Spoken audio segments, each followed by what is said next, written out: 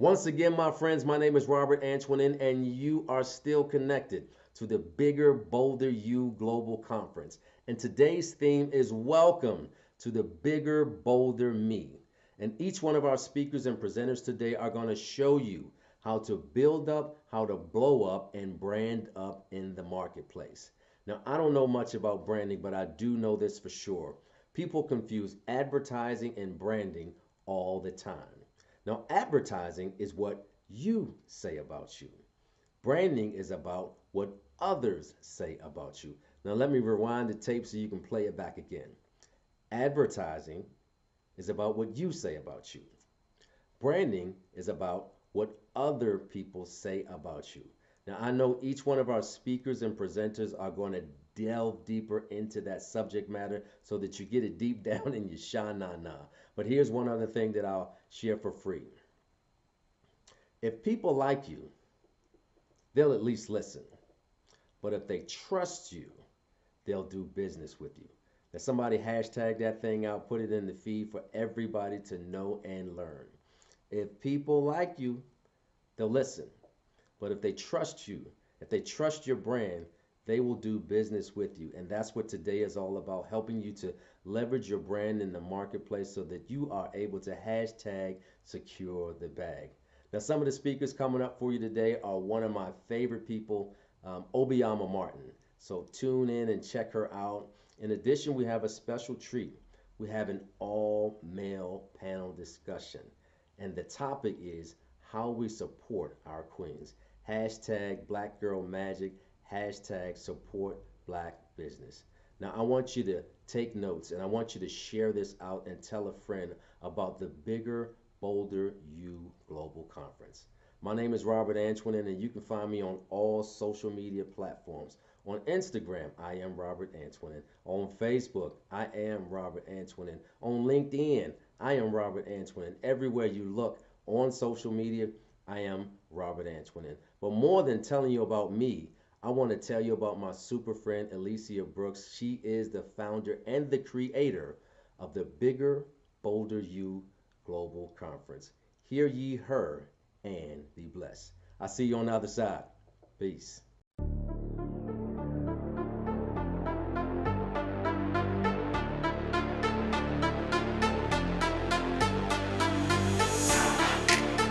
Hey everyone! So my name is Shivy Williams. I am the owner of LBX Fitness, and I am excited to be bringing Yoga Nidra to you. So for this Yoga Nidra session, everyone is going to be sitting down, and Yoga Nidra, or what's also called yogic sleep, is, as it is commonly known, is an immensely powerful meditation technique and one of the easiest yoga practices that one person or that a group of people can do. Now, there are 5 great benefits to Yoga Nidra. 1, anyone can do Yoga Nidra, and it can also be done anywhere. You cannot practice Yoga Nidra incorrectly, so don't worry about messing it up. It is also very easy to incorporate into your daily life. It is a very easy and simple way to reduce stress, and it is a great opportunity for you to learn about yourself. Now, before we begin our Yoga Nidra session, please make sure that you are sitting someplace very comfortably. Now, if you would like, you can also lay down to do Yoga Nidra. I will be reading from a script, so please just follow along as I go through our Yoga Nidra session. Get ready for the practice of Yoga Nidra.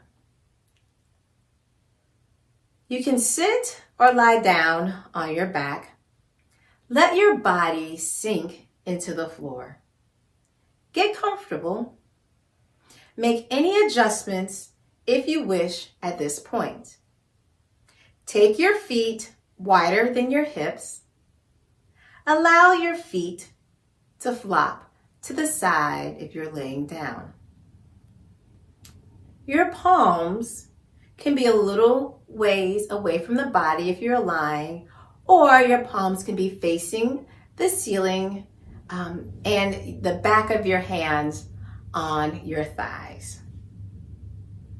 Make sure you are warm enough and take a position that will be comfortable for the entire duration of our practice.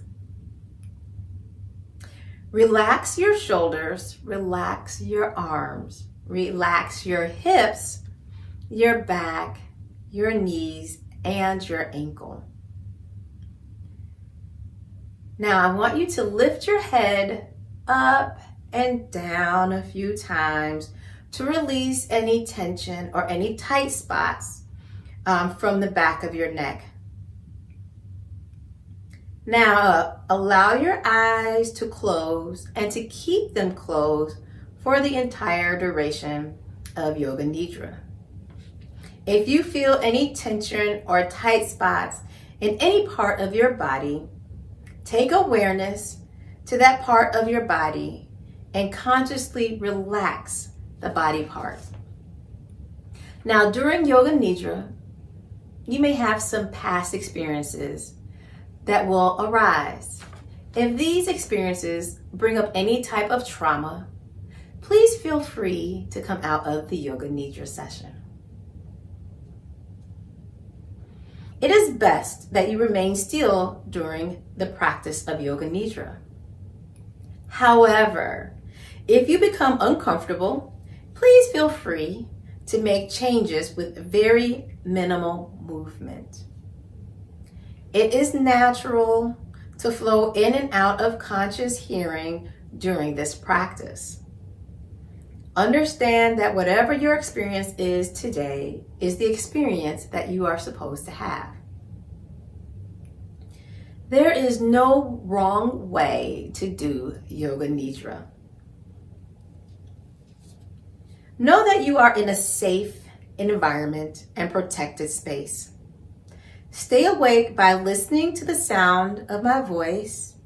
If your mind starts to wander, which is very natural, just come back to the sound of my voice.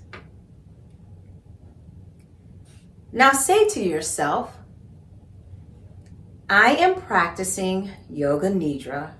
I am awake, and I will remain awake till the end of the practice. And you will come out of the practice when I ask you to do so. The practice of Yoga Nidra begins now. We will start with sound awareness, keeping your eyes closed.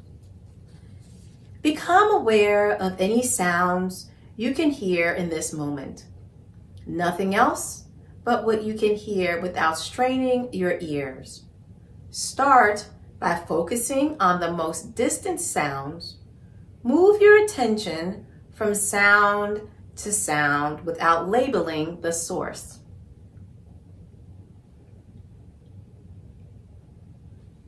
Now move your awareness to sounds within this room, to the sound of your breath, the sound of your breath flowing freely between your nostrils.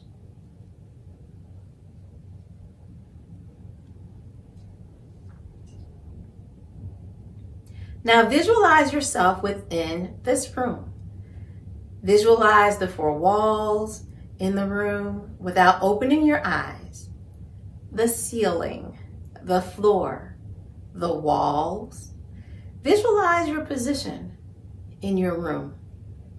Your body lying or sitting, the parts of your body touching the floor or mat or your chair. Your clothes, your hair, your face. Your entire body sitting or lying down.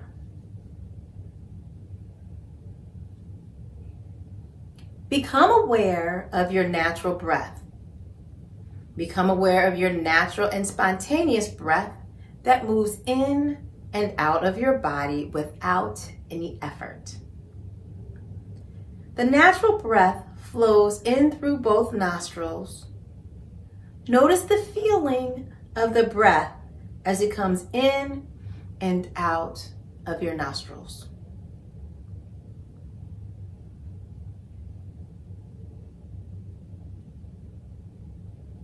We will now begin a systematic journey of awareness throughout the body. You will move your awareness to different parts of your body as soon as you hear them named. We will begin with the right side.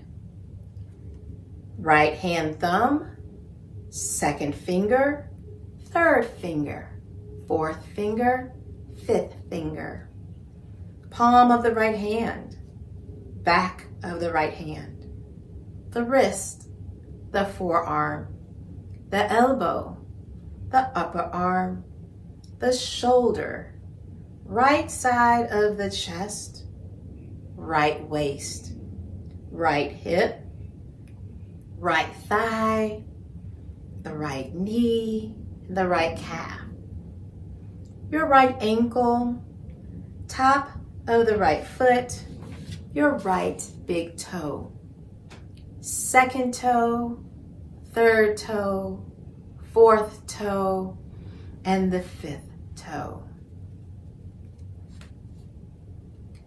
Moving to the left side of the body, left hand thumb, the second finger, third finger, fourth finger, fifth finger, palm of the hand, back of the hand, the wrist, the forearm, elbow, upper arm, the shoulder, the left side of the chest, the waist, hip, thigh, knee, calf, your ankle, the heel, sole of your left foot, top of the left foot, the left big toe, the second toe, third toe, fourth toe, and fifth toe.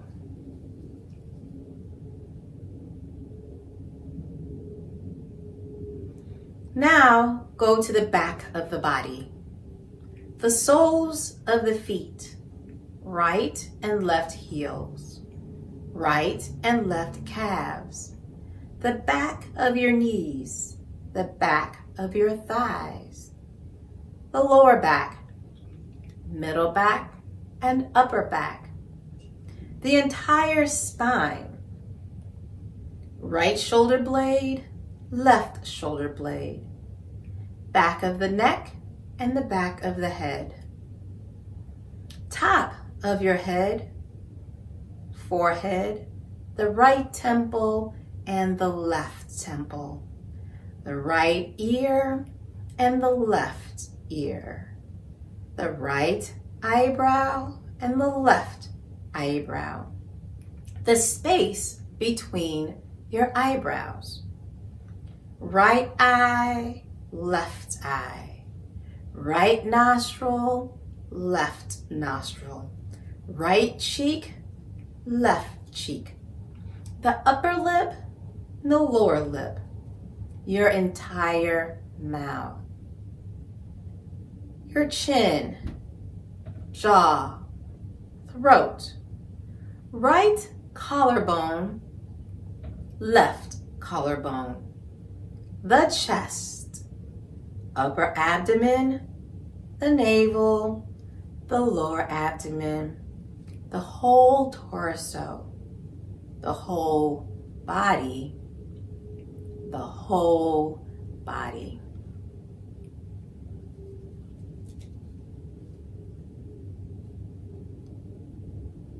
Slowly become aware of your breath. Feel the flow of your natural breath in and out of your nostrils. The breathing is normal and spontaneous without any effort.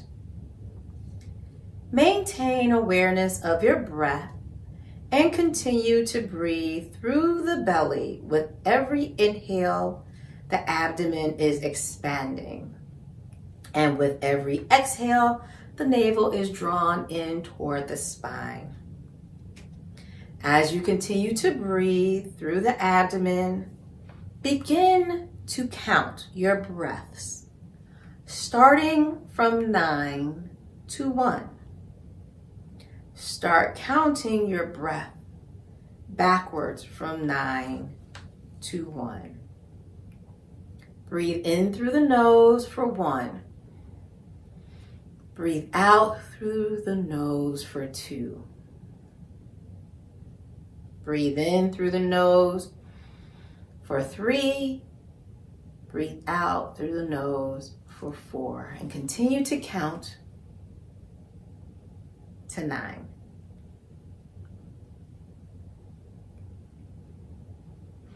Now, if you lose track of the count midway, then you can begin again at 9 or at 1. So you can count backwards from 9 to 1 or count up from 1 to 9.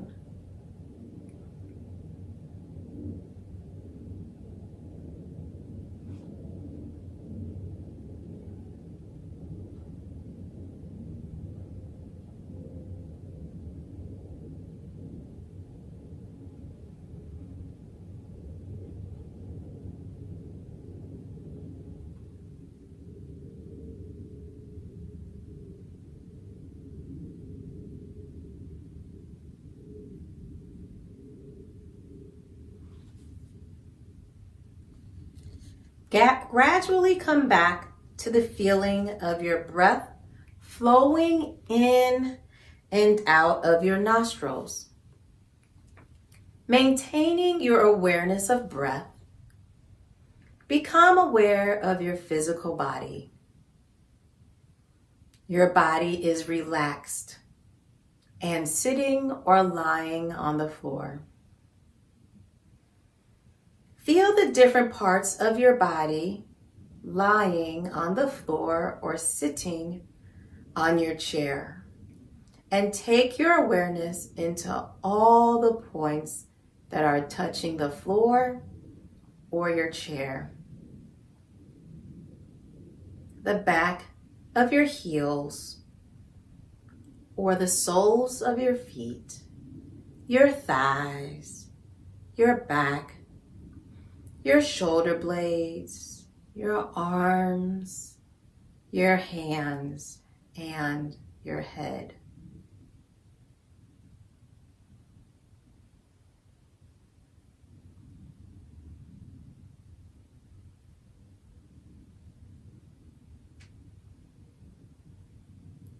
Now, shift your attention to the sounds within the room you're in. The sound of your breath, sounds around your chair or where you're laying, the sound of my voice. Now move your attention to sounds outside of your room. Sounds you can hear without straining.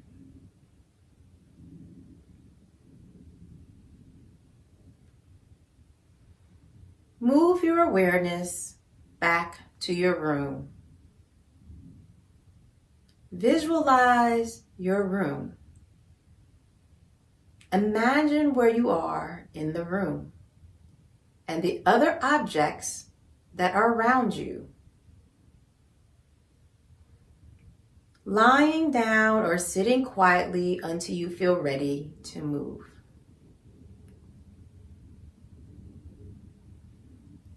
Start by slowly moving your hands and feet. Take your time. There is no hurry.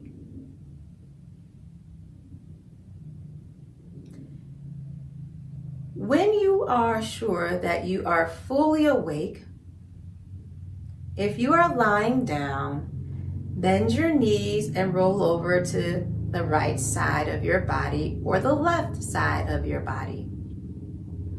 And spend a few moments here. If you are sitting and or lying, Revisit today's Yoga Nidra practice, feeling safe, secure, calm, and peaceful. If you are lying down, use your right or your left hand to press yourself up from the floor and slowly sit up in any comfortable posture.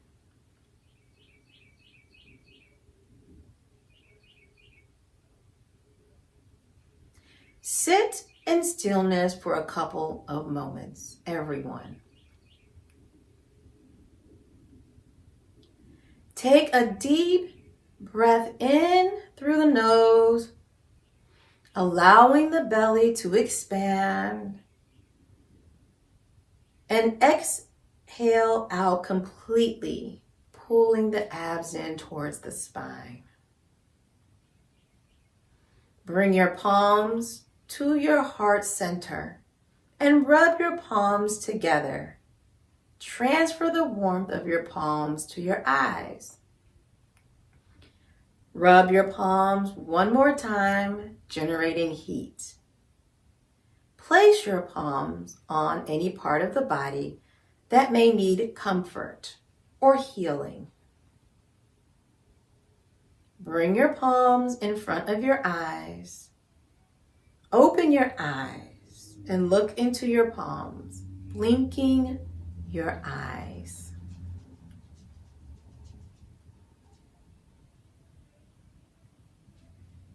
Place your hands down next to you or on top of your thighs.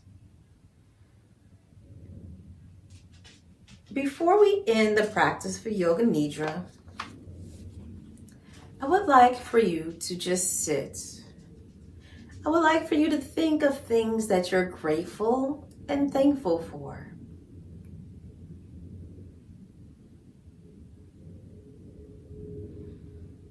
I always like to end out all of my sessions with a grateful or thankful list.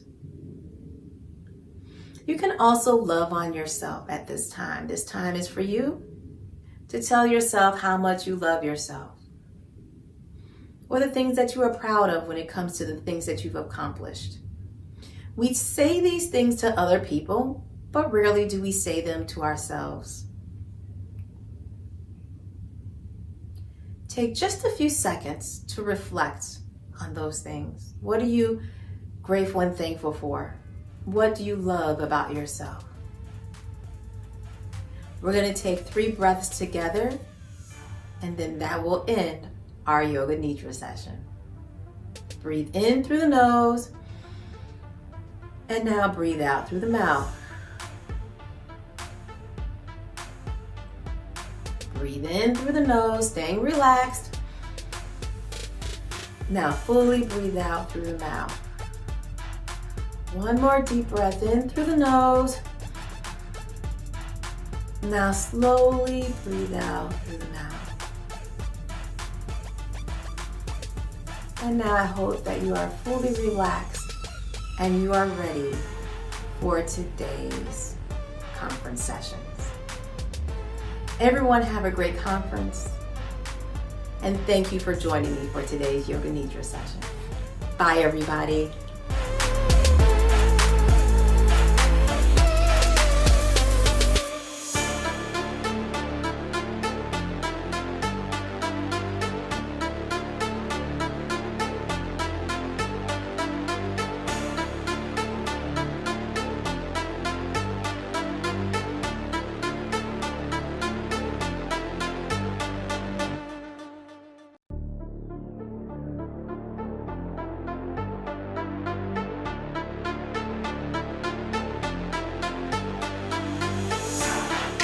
Hi, everyone. I'm Kim Ford. I'm so excited that you're here at the Bigger, Bolder You conference. I'm sure you've been able to intake so much wonderful information. I'm honored to share my story with you today. Today, we're going to be talking about why it's never too late. So I'm going to get right into it.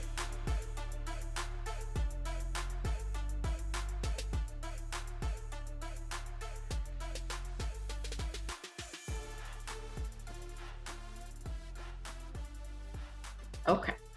It's never too late. So everything I'm going to share today will be based upon my book that's currently on Amazon called It's Never Too Late, The Ultimate Guide to Making Epic Comeback After a Setback.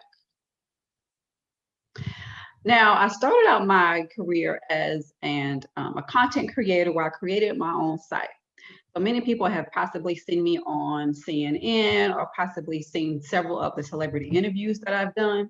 But how exactly did I get here? I didn't just pop up there or pop up with access to be able to speak to these people, but I want to talk about how did I get here? I've been able to interview Tyler Perry, Will Smith, Colin Kaepernick, and even spoken at the Georgia Capitol. But again, I want to ask you, how did I get here?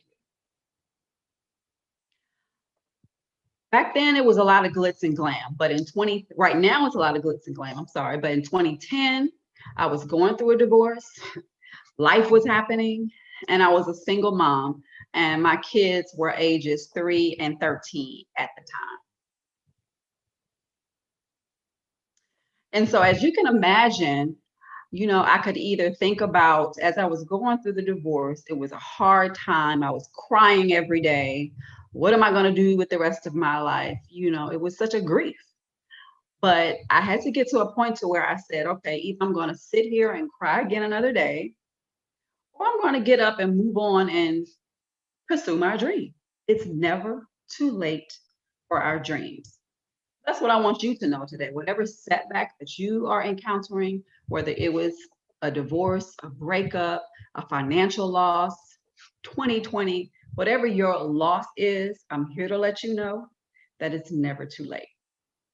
Now, what I'm going to do is cover 3 main areas many people give up on, which is their dreams, love, and sometimes it's hard to move on from their path. So let's start with your dreams. It's never too late for your dreams. Now, some of your dreams may be to graduate from college, to go back to school. Maybe it's to get in shape or even to become an entrepreneur. I'm here to let you know if you are listening to my voice and watching this right now, it is 100% possible for your dreams to still happen. The first thing you have to do is remember your dreams. Sometimes we get busy with the hustle and bustle of our day. Our dreams kind of get pushed back to the forefront. Maybe you manage a household that has completely taken over your life and your dreams or anything you desire is nowhere in sight. Maybe there's been some type of financial loss or you just kind of lost your footing, but you don't even think about what used to set you on fire. I'm here to let you know it's never too late. When you've been called by God to do something, you'll have absolutely no peace until you can do it. I'm sure we've all had that feeling. Right now, I sit here before you, even though I've done those things in media, my undergraduate degree is in psychology. I'm a career changer. I just figured it out one day. I knew that I wanted to see more positive media.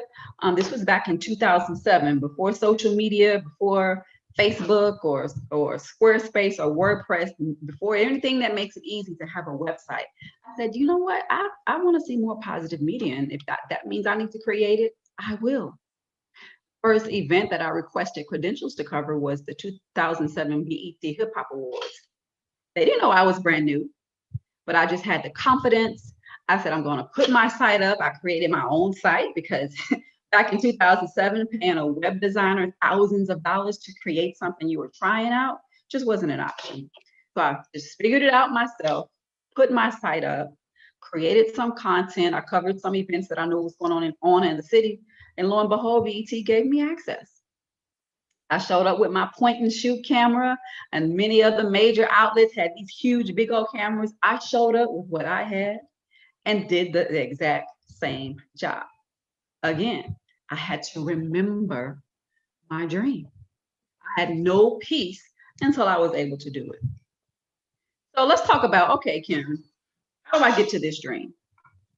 The first thing you want to do is research.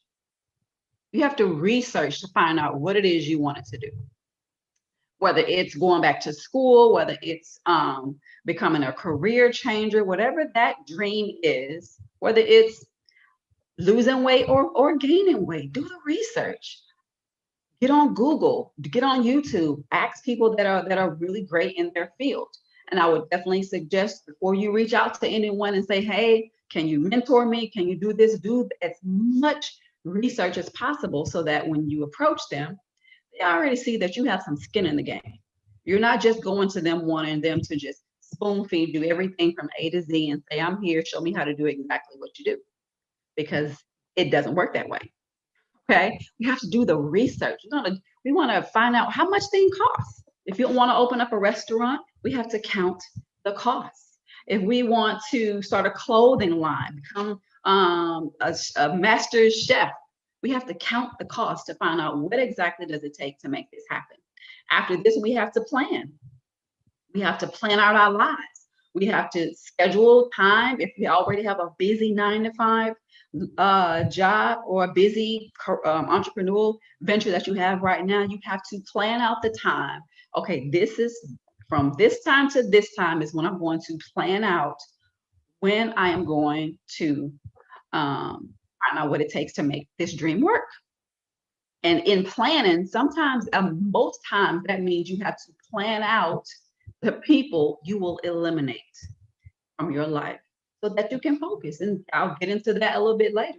Yes, we have to plan out who we are going to remove because they may not be the best fit for where you want to go in your life. And then the third thing we have to do is execute. We have to actually do the work that we research. We actually have to do all the things that we took notes from and took notes on that's sitting in our iPhone. The notes are just sitting there. It's great to do the research. It's great to plan, but the work is the work. Showing up is the work. So sometimes I know people get caught up. They say, oh yeah, I'm already doing it. You've done the Google search, you've asked the questions, you've planned it out, but you really haven't showed up to do what you researched to do. So we want to research, we want to plan, and we actually want to execute it. Now, when I say it's never too late for your dreams, I want to take it a little bit deeper, because at the heart of what I'm saying is that it's never too late for your purpose.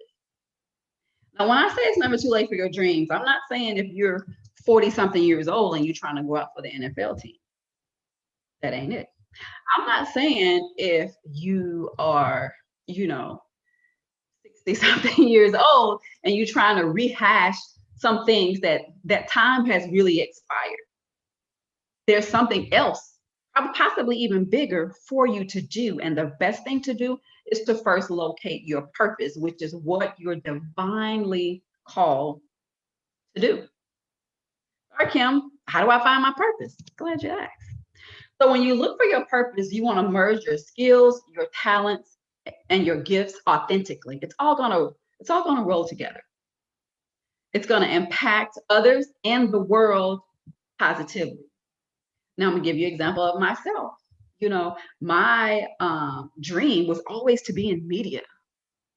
I've always wanted to be on television, be on the red carpets, and do exactly what I'm doing now. Interview Tyler, interview Oprah, and have this wonderful glam life on the red carpet.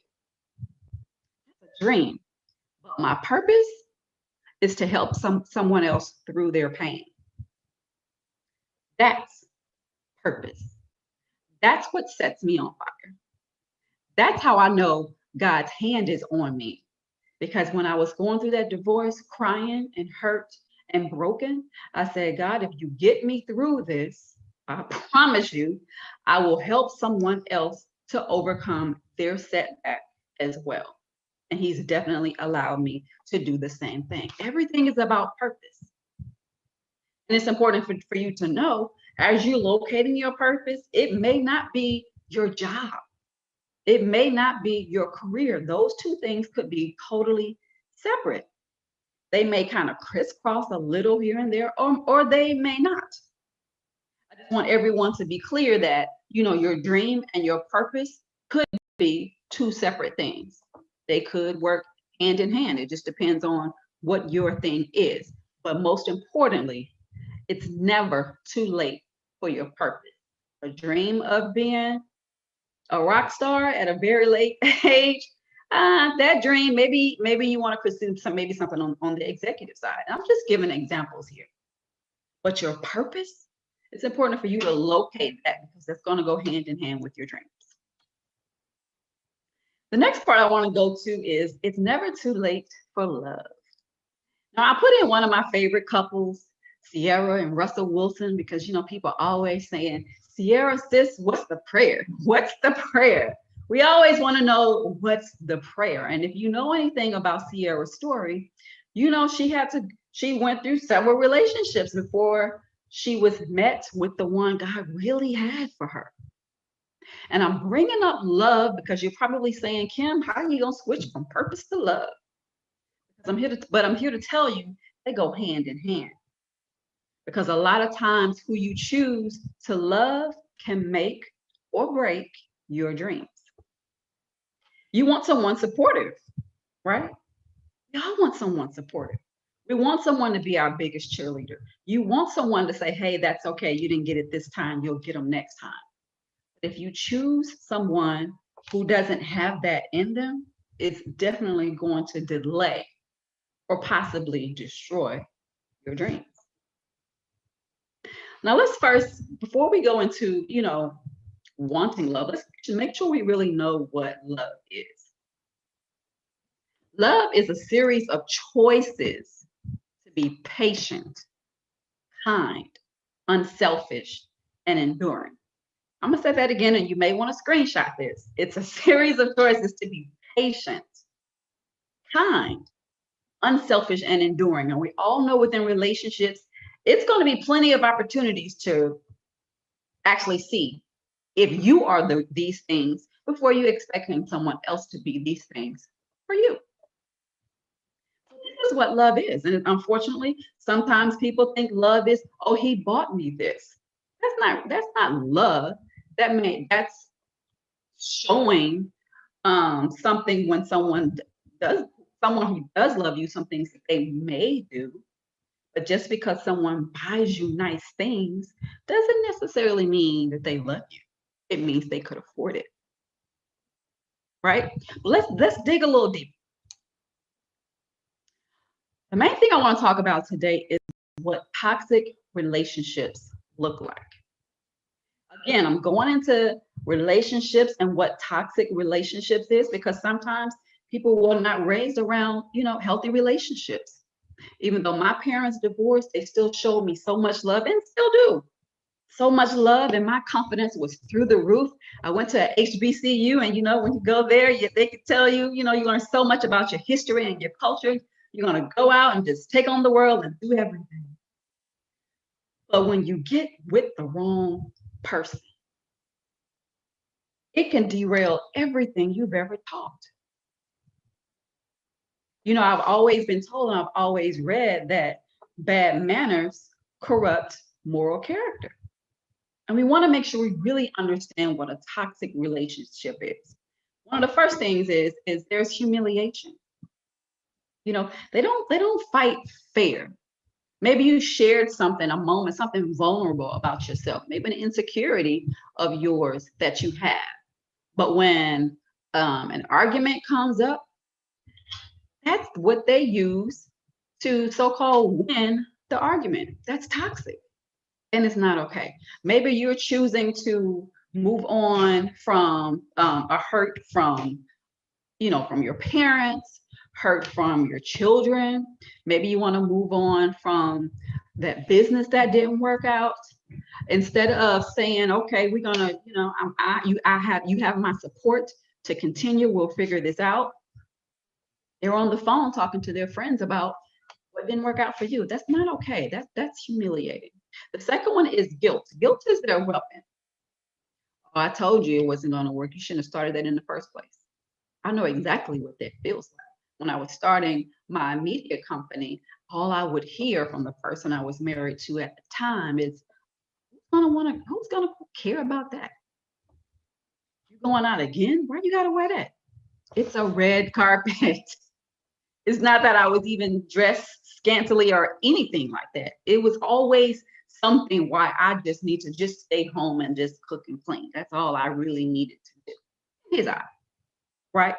But when you are ambitious and you want it, you can't be bottled in. You can't shrink for anybody.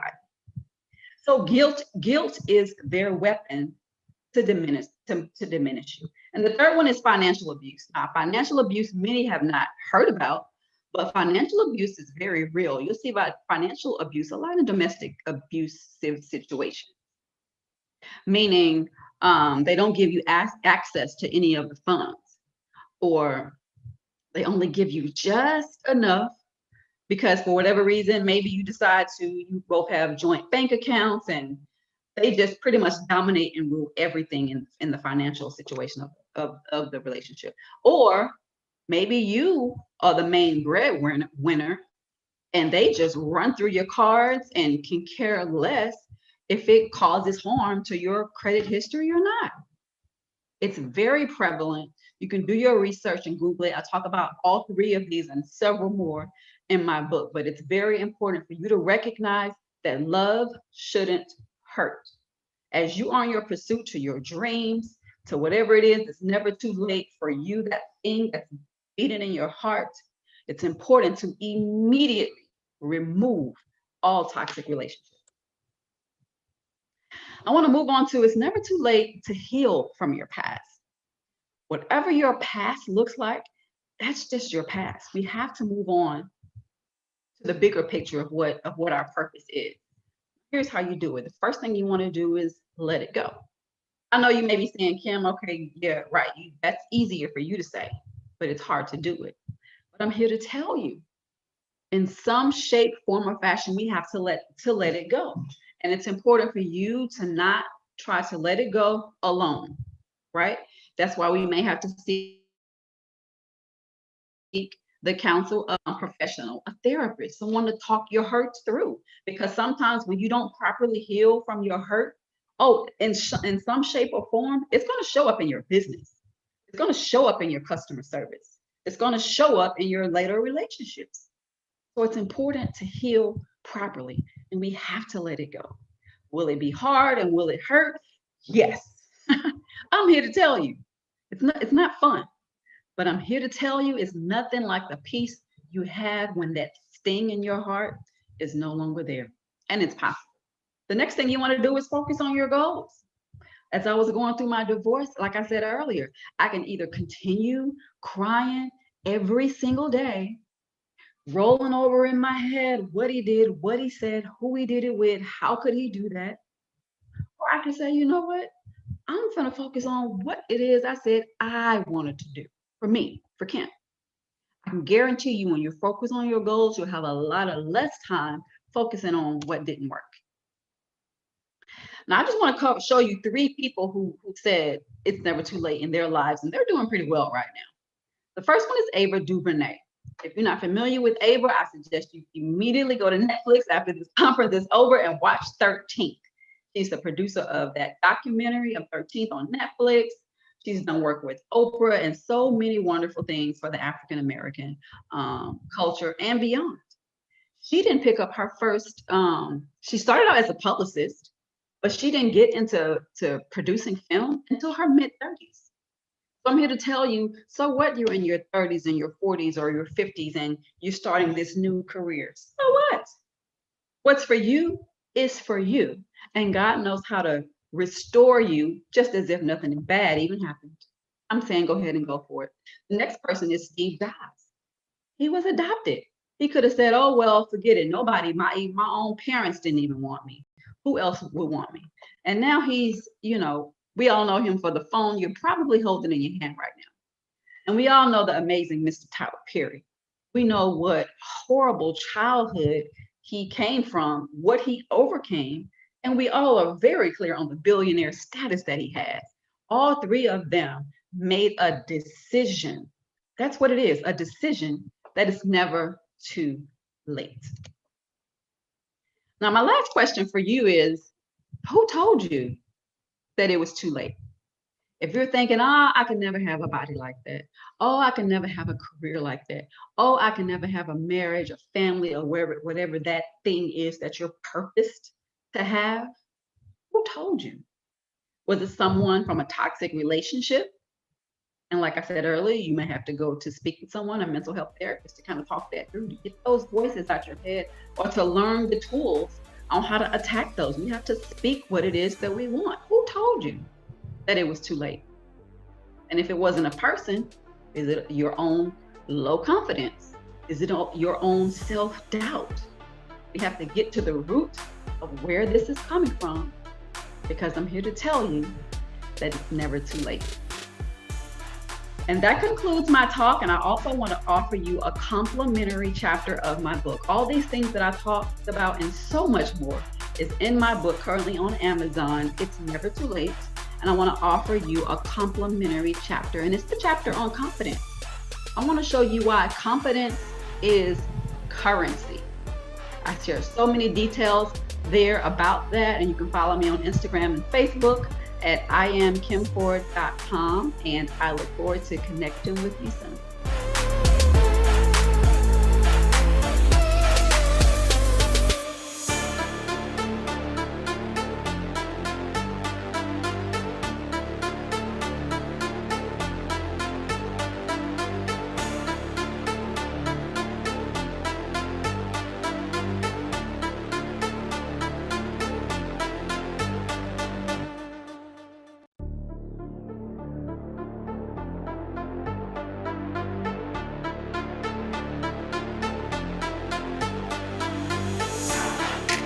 Hello, everyone. My name is Luann Barry, CEO of Spice Lab Enterprise, and welcome to my segment of the Brand Uniquely You virtual conference. And, it is such an honor to be here.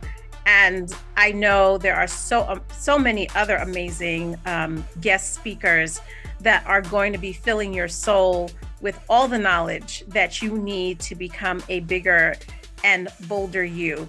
But I like that I'm coming at the tail end, and I'll tell you why. Because I think when you bring it all together and you get all the information, a lot of us are left with, but what do I do now? And so what do I do? Here at Spice Lab, we are a boutique project management firm that supports high-performing entrepreneurs to develop and implement strategies to build, sustain, and grow their businesses. What does that translate to? Simply put, I help you put your vision to the forefront, add strategies that will save you time and money. Because at the end of the day, we want to execute our dreams. We want to see that business vision that we have, our babies come to life. But a lot of times we stumble along the way, especially if you are new into entrepreneurship. And wasting time and wasting money is something that really seems to be par for the course.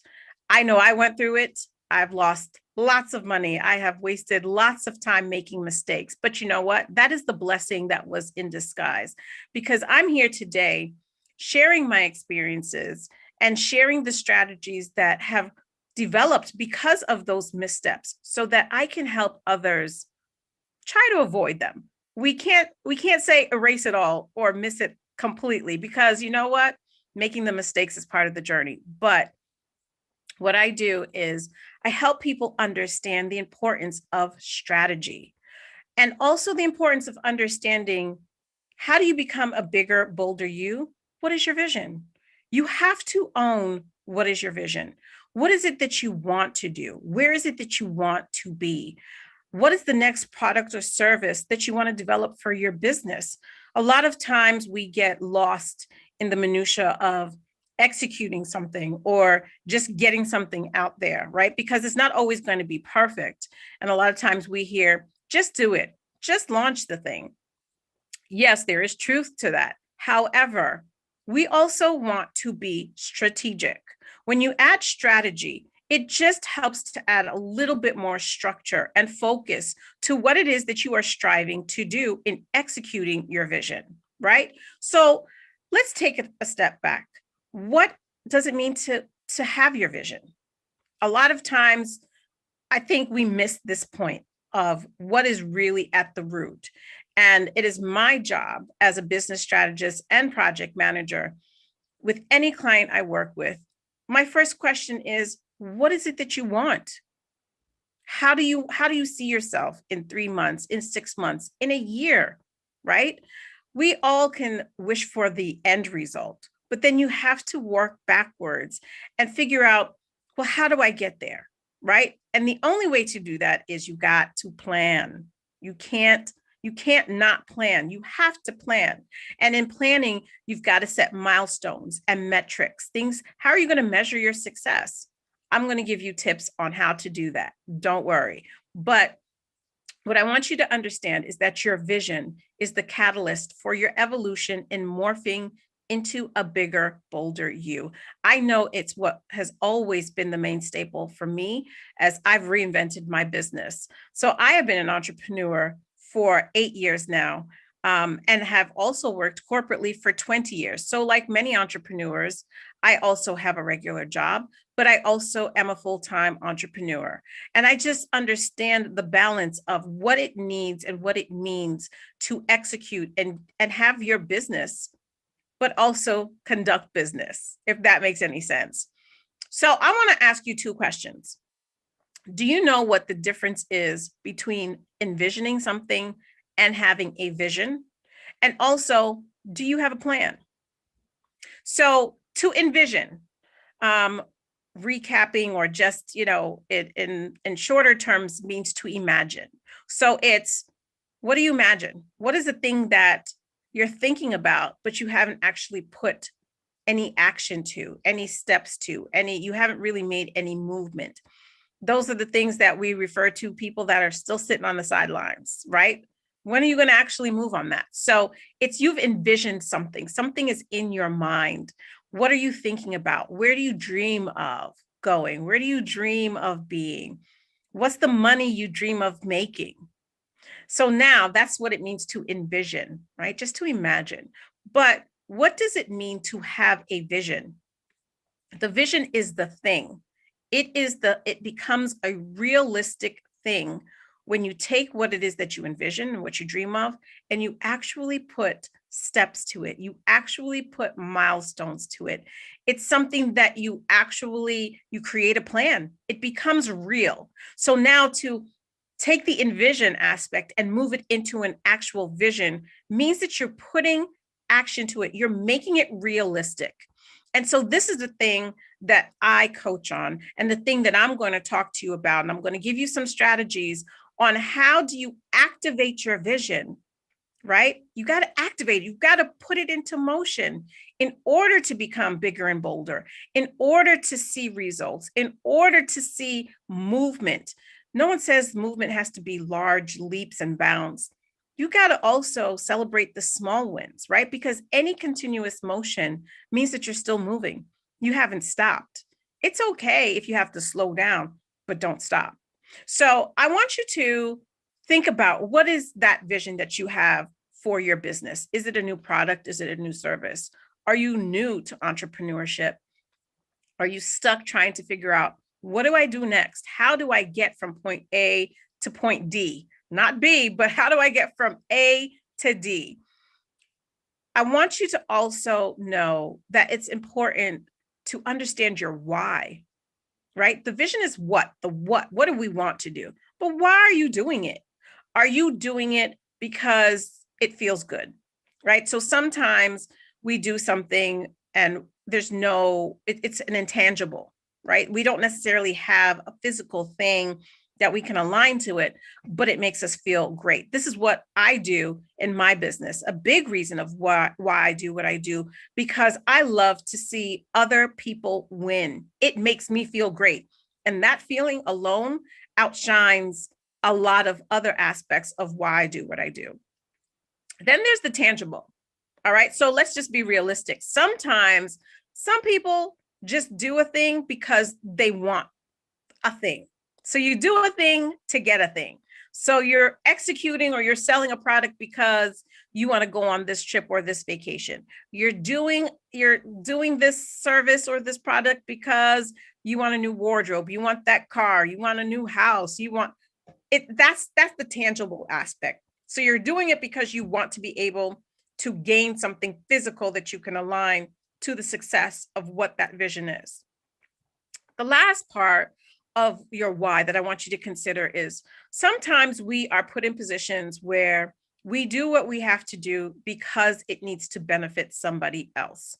Many of us have children, just keeping it simple, right? So there are things that I do and many parents have done because they want to give their children a better life. They want to create legacy. It's not so much about you, it's about the other person. So I juggle two full-time roles, not even including motherhood, right? But I do it. I sacrifice the lack of sleep because I get up early before my 9 to 5 starts. I get up before the children are awake because I need to attend to things for my clients. I need to do some research. I go to sleep late because I need to continue doing what I need to do for my family. So that is another reason of what's your why. Now, it is natural to have a mix of all three, the intangible, the tangible, and where the focus is put on somebody else. And I think it's natural for most of us to be in that position. It's just a matter of what has more merit, what has more weight, what is more important to you as you execute your vision, right? Because if it's a financial gain, then you know how to apply your strategy. If it's because you just want it feels good, like community service or something that's going to benefit the community, right? It's others that we're putting ahead of ourselves. So it's what is the weight, what is the why? So understand what is the what. So the what is your vision, and the why. Why are you doing it? Why do you want to execute this vision? Got it? You with me still? So I want to give you 10 tips on how to actively execute your vision. You guys ready? I hope you got pen, paper, notepad, tablet, whatever tool you need. I want you to capture all of these tips. You ready? So let's go. Tip 1, do an audit. You don't have to, and I'm not talking about audit financially. Do an audit on where were you before you had this vision? What caused this vision to come to the forefront? I want you to acknowledge the where you've been to the where you are now, right? Because in executing the vision is where you want to be. So take an audit, take the time to review what has affected your decisions, what's going to affect the things that you do moving forward once you execute this vision, okay? Tip 2, strategize. Because once you take stock of where you are and where you were, now you can apply strategies to where you want to go. So it's important to be strategic. Look for partners, look for different things that you can align. It could be processes, it could be apps, it could be barter. There's so many different ways that you can create strategies to align with your vision that will help you move the needle, even if it's an inch. Nobody said you got to be running out the gate, okay? I want you to be strategic and take your time. As my mother always says, Rome wasn't built in a day. So remember, your business does not need to be built in a day either, okay? So I want you to take your time and really strategize and think about what's important and what do you need to implement in order to get this vision going. Third is to plan. Okay, so now you've done the audit. You've figured out where you are, where you were. We're going to own our mistakes. We're going to own our wins. But now we're going to do something new. We're now going to strategize. We're going to think about, we're going to brainstorm. What do we need to do in order to get to where we want to go? So now we're going to take all of that and we're going to put it into a plan. Planning is mandatory. I like to say the best surprise birthday parties are always planned. You got to plan it, right? Because you don't want the person that you're trying to surprise to find out what's going on, right? You with me? So you still have to have a plan. You still have to figure out what it is that you need to do, what it is how are you going to align the different strategies, different resources, new partnerships? How is it going to align with what it is that you're trying to do? And it has to make sense, okay? Don't do it just because you can. Do it because it's going to really create impact in what you're trying to do. Tip number 4, prospect, okay? When you strategize and you have a plan, before you actually move into execution, look for the new partnerships. No one said you have to utilize what you have. If it works, it works. But there's nothing wrong with prospecting. Look for different people that you can partner with. Look for different resources. Look for different things that will help put time back in your day, things that can help streamline the plan that you now want to execute, that you've worked on and you've applied strategies to, right? So prospect for new resources, new things, new metrics, right? So maybe you might identify there's a new way to measure the level of success for what it is that you're about to execute. Tip number 5, I just mentioned it, I'm going to say it again. Set metrics. You want to be able to measure your success, measure what it is that you've done. Identify what is going to be able to let you know, this really wasn't so great, or man, this really worked out well. We need to continue doing this. I need to keep working with this person. This resource really didn't help me do much. This actually took more time instead of giving me more time back in my day. So you want to set metrics that are going to measure the success and the not so successful moments of what you do in executing your plan. Tip number 6 is execute. It's go time. Okay. Don't be afraid to just do it. When you are strategic and you take a moment to take your time and put things in place, it's not going to be perfect, right? There's always going to be mistakes. Some are small, some are really big. But as long as you take the time to really put certain things in place and set a good foundation, just execute, just put things in motion and enjoy and celebrate the win in just executing and just getting it off the ground. Now, listen, for some people, to execute could simply be getting your business name registered with the state that you live in and getting your articles of organization confirmed and saying, man, my business is really official. That's a win. You've executed something, right? Congratulations. For others, it's a product or service, a new product or service. So you have to identify what are the different things that you need to incorporate that you're going to execute. Set those metrics. Make sure it aligns with your plan and the strategies that you implemented. Am I making sense? You still with me? Okay. Tip number 7, monitor what's going on. Okay. So you just don't want to let it go and just let it be. Take 30, 45, 60 days even to monitor what it is that you've put out there. Sometimes it doesn't need that much time. Sometimes it could just be a week or a couple of days, but set some sort of milestone, some set of something that will help you understand as you monitor the progress of what you've executed that, okay, we're sticking to our timeline, or we're falling behind on our timeline. That's also important, because when you fall behind, it means that you may have to invest more money and time that you may not have in order to get things where they want to be. Okay, that's the important part of being strategic. Point number 8 is adjust. You've got to be able to adjust your plan, adjust your timeline, adjust strategies. It really is okay to make changes as you see fit. No one says you have to be stuck doing something if it's not working. So you've got to be able to adjust. You've got to be able to be fluid with the changes. Take the punches and roll with it, as they say. Point number 9, calibrate and set new metrics. So as you've adjusted and you monitored, now you want to calibrate. You want to see, okay, how is this change that I've made? How is it actually working?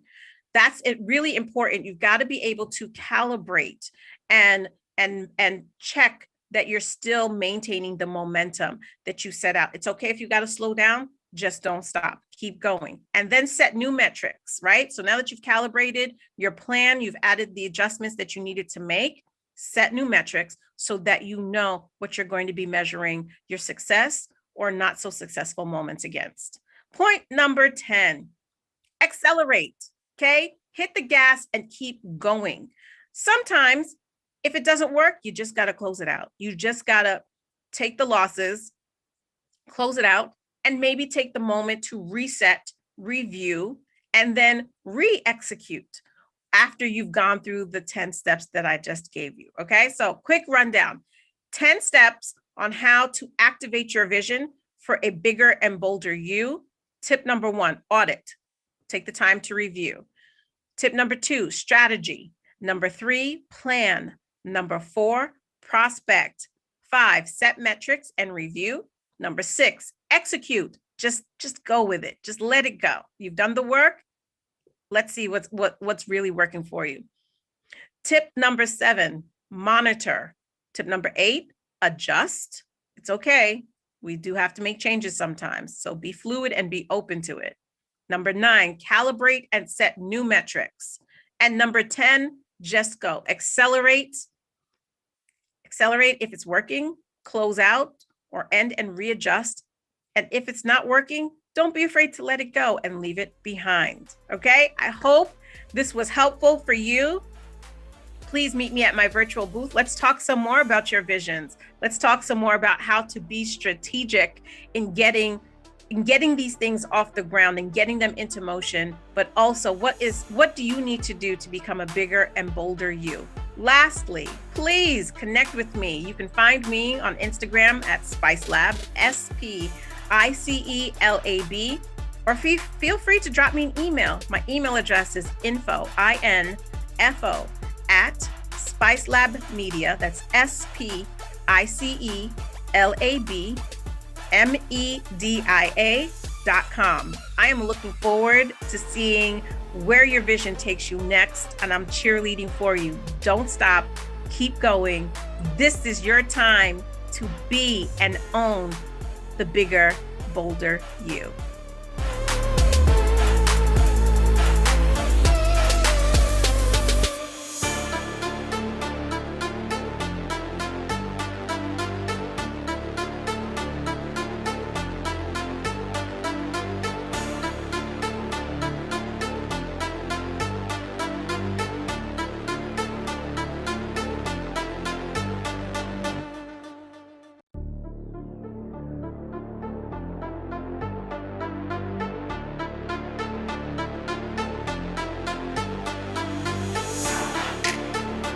Hello, hello, hello.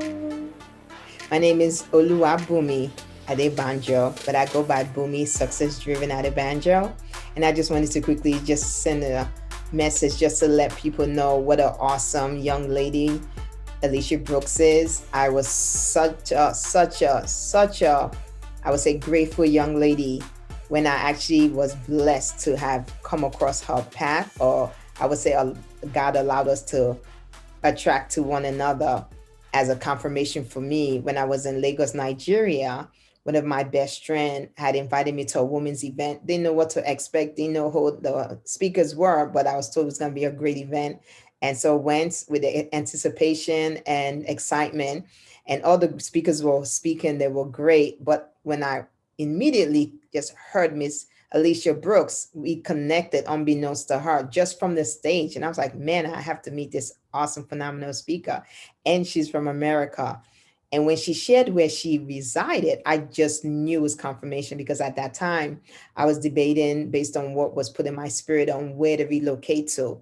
And when she mentioned that she was here in North Carolina, I definitely knew that that was confirmation from God, that not only was she someone that was used to let me know that was where he wanted me to go, but definitely as a success coach, because I was actually looking for a success coach, and we connected. And it's been great since. And that was back in 2014. And here we are in 2021. She's just growing bigger and bolder, and there's never a dull moment in her presence. I'm always stretched, growing, just in the midst of being in the midst of greatness. Immensely wealth of knowledge, never a dull moment. She always has me on my toes, yearning to learn, because the educated never graduates. And so I'm so excited for this program that she's about to put on, that you guys be ready, holding your seats, and know that your life will never be the same. With that, much love. Success to you, Miss Alicia Brooks. See you at the top.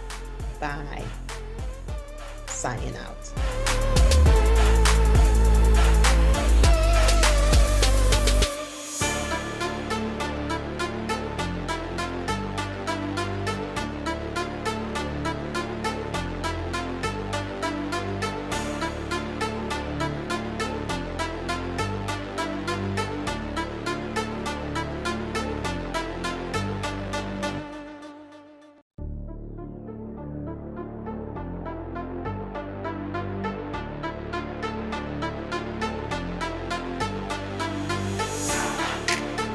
Hello, amazings. It's Alicia Brooks here to give you an opportunity to work with me. I have been working with amazing clients for over 25 years, one-on-one, which I know is kind of like sort of held me back.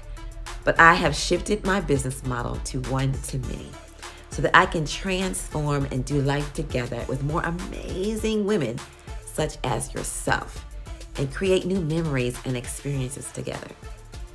I told you I knew at age 15 what I was called and purposed to do in my life. And right now, the time is here. I bring all of my life experiences, my hard work and dedication, passion and love for what I do to ensure everyone whom I engage with wins, and we win together daily. So if you're tired of feeling overlooked and underpaid, if you are tired of playing small in life and not living up to your fullest potential, if you have put your purpose on pause and your voice on mute, when you know that you have brand-unique brilliance that the world is waiting on, they're waiting on you to show up. So if you have not betted on you nor committed to you or your dreams, then the time is now. It's time to choose you. It's time to bet on you. It's time to really do you. So, I know that we have to invest in ourselves. You have to invest in our personal and business brands, along with your dreams, your passion and purpose. You don't want that to go away. So if you are not clear about who you are and how you really want to show up in the world, or you are not confident, nor do you have a personal brand that shares your truth and the essence of who you really are, along having your story interwoven into your purpose, and using your past pain to elevate you and turning that into your superpower so you can soar with the eagles, then I would love to invite you to work with me, giving me the opportunity to redefine, reset, and redesign your life and build a personal brand that speaks to the essence of who you are, so that you can live the lifestyle you've always dreamed of and desired. So are you really ready for a journey of transforming your mind, elevating your emotional intelligence? How do you show up for yourself, and this before the world sees you? You've got to be prepared. So then there are some of you who are looking and want a little bit more. So you want to go a little bit deeper. Well, it's time now to be a bigger, bolder version of you. So I would like for you to start today, committing to yourself today that you're going to take action. So if you're asking yourself, is there a place for you over here in Brandnicely You Academy? The answer is absolutely yes. I want you to go over to brandheressence.com to see what you can do. Then there are some of you who may be out there and you're like, hey, I've done the work. I've gone within and I figured it all out. I know who I am. I'm ready to stand in my purpose, but I just don't know how to put it all together. Well, I say it starts with the foundation, which includes my 7 M's: mastermind, mindset, mission, mastery, your message, your methodology, your makeover, so that you can be memorable for your money. I want you to create a personal brand that attracts and not repels.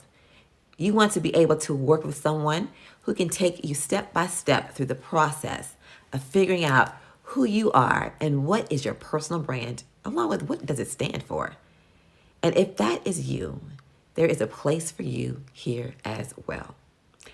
So let's connect, because that's really where we can begin to mastermind and come together and make your big ideas come into fruition, because they've been brewing for so long and we need to make them relevant and real now. If you commit to yourself for 6 months or maybe a year, you will be able to make leaps and bounds to live a bigger, bolder version of you, and to truly show up for yourself, for your family, and for the world. The world is waiting for you. So what am I saying? It all starts with you going over to brandheressence.com, making a decision and a commitment to yourself so that you can figure out which pathway is going to be best for you. And I promise you, there's a pathway for everyone. You should always invest at the level in which you want to see the return on investment on you. It is an investment and not a cost. So when you are leveling up your brand, remember that. Let's continue to have these powerful conversations about you being the biggest, the boldest, and the bravest version of you. Go to brandheressence.com, and I would love to connect and work with you. But not only that, I would love for us to win in living a bigger, bolder version of us in every single area of our lives. Let's do it together. Let's do life together. Remember, go be and live your brand, because it is the year of you. Mwah.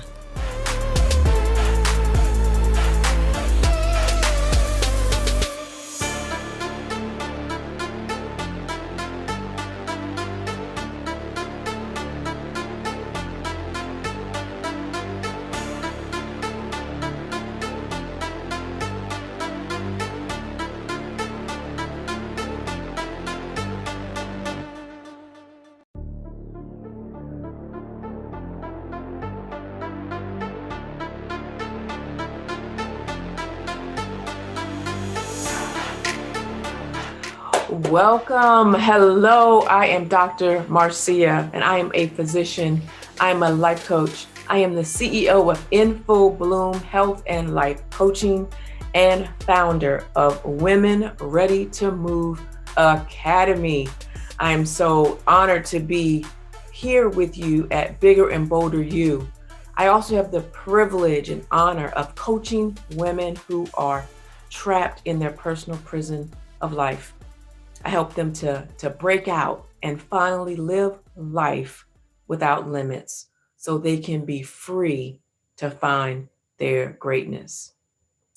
Today, we are talking about getting out of your prison and becoming the X factor.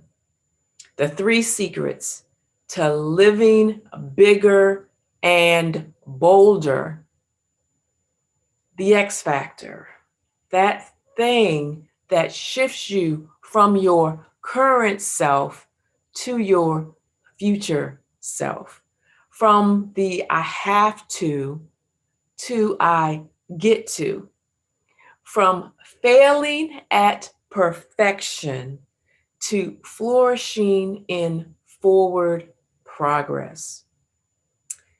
You will walk out of this virtual room today with the 3 secrets that will unlock that prison cell and transform you into your future version of yourself that is ready to live bigger and bolder, to level up and to lead. Are you ready? If you're ready, I want you to say, I'm ready. I'm ready, Dr. Marcia. I'm ready. Okay. Can I hear you do it one more time? Say, I'm ready. All right, then let's go. So billions of dollars are spent in the entertainment industry, in the executive boardroom, and even in the classroom, trying to find people with that X factor, the next big hit, or the brightest star, the disruptor, and even the triple threat. But what is that X factor really? Google may say the X factor is that special but rare quality that sets you apart, that propels you into greatness, or that's that like wow factor. So, who comes to mind for you when you think about the X factor? Maybe you think of Oprah, or maybe Beyonce, or even our former First Lady, Michelle Obama. But where do you think the X factor comes from? Some people may think that you're born with it, some that it's something that's taught, and even others may say that it's something that we experience. While I think these three things contribute, I think something else plays a greater role. Can I share some of my story? I was born with this birthmark on my face. It was something that I hated, and this flaw would shape who I would become. This mark affected my self-esteem. It affected how I just showed up in the world. I thought it was ugly, and I wouldn't look people in the eye. I would shrink, and I found myself being trapped in this box that I put myself in. I wouldn't look people in the eye. I wouldn't raise my hand. I wouldn't do those things that I wanted because I thought differently about myself. I was trapped within my own skin. Who else has a flaw, an imperfection, a defect, if you will? And sometimes it's not physical. Sometimes it's emotional, but it's something that just weighs us down and alters your life.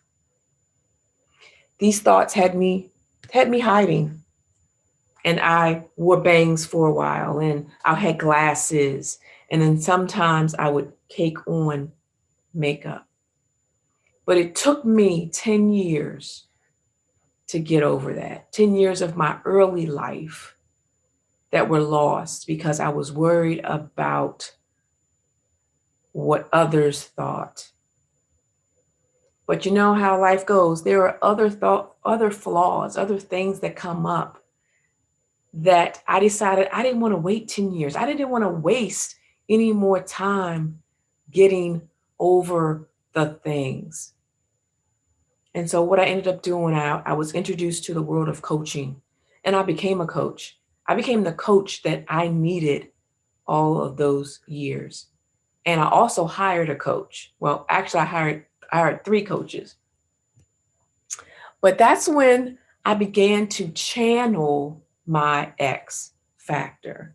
Now I walk boldly into rooms. I look people in the eye, and I raise my hand. But let's talk about your X factor and the 3 secrets to living a bigger and bolder. Here's the first secret in becoming the X factor. And this is critical. The X factor is a who and not a what. If you're taking notes, I want you to write that down. The X factor is a who and not a what. It's not something you were born with, not something you were taught, and not something that you gained from experience. I want you to hear me. The X factor is you. You are your own X factor. You are your own X factor. When I started thinking that I am the X factor, it was a game changer. It changed how I thought about myself, how I moved through each day, how I even saw the challenges in front of me. I want you to think about a situation that you're losing sleep over right now. Does everyone have it? Something that's keeping you up, something that you're stressing over, something that you're getting an ulcer over. And I want you to say out loud, I am the X factor. Say it now. I'll say it together. Say, I am the X factor. In that, I can feel the shift in me. And I want you, if you didn't feel it, I want you to say it a few more times until you feel the change.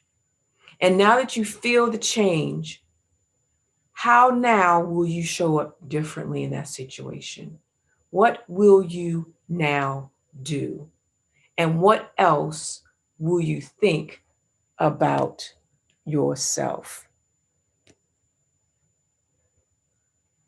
I want you to stop looking for someone else to swoop into your life and to live it for you. No one is coming.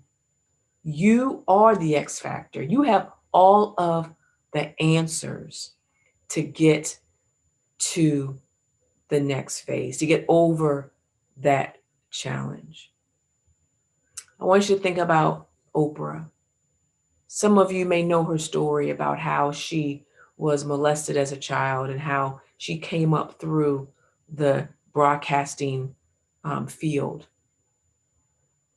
None of that was as important as her deciding in that moment that she wanted to be great.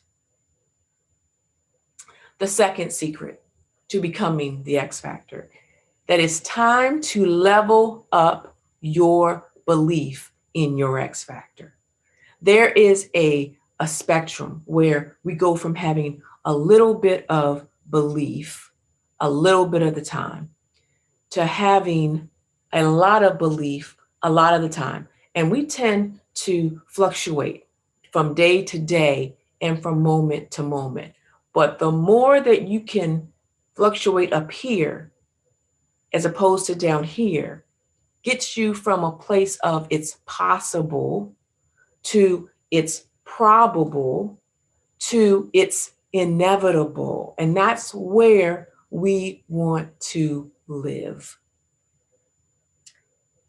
We should focus more on what you believe about yourself and less about what other people believe about you.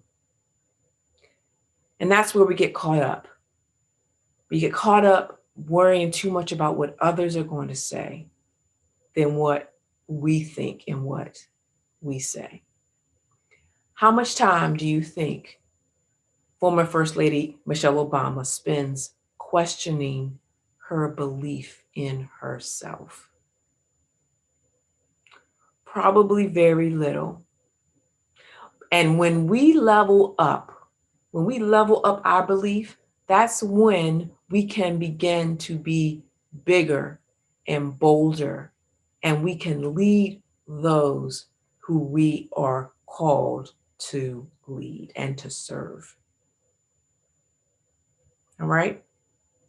The third secret is to take bold action. What you do or don't do is going to make all of the difference. Go do the damn thing. Stop talking yourself out of it.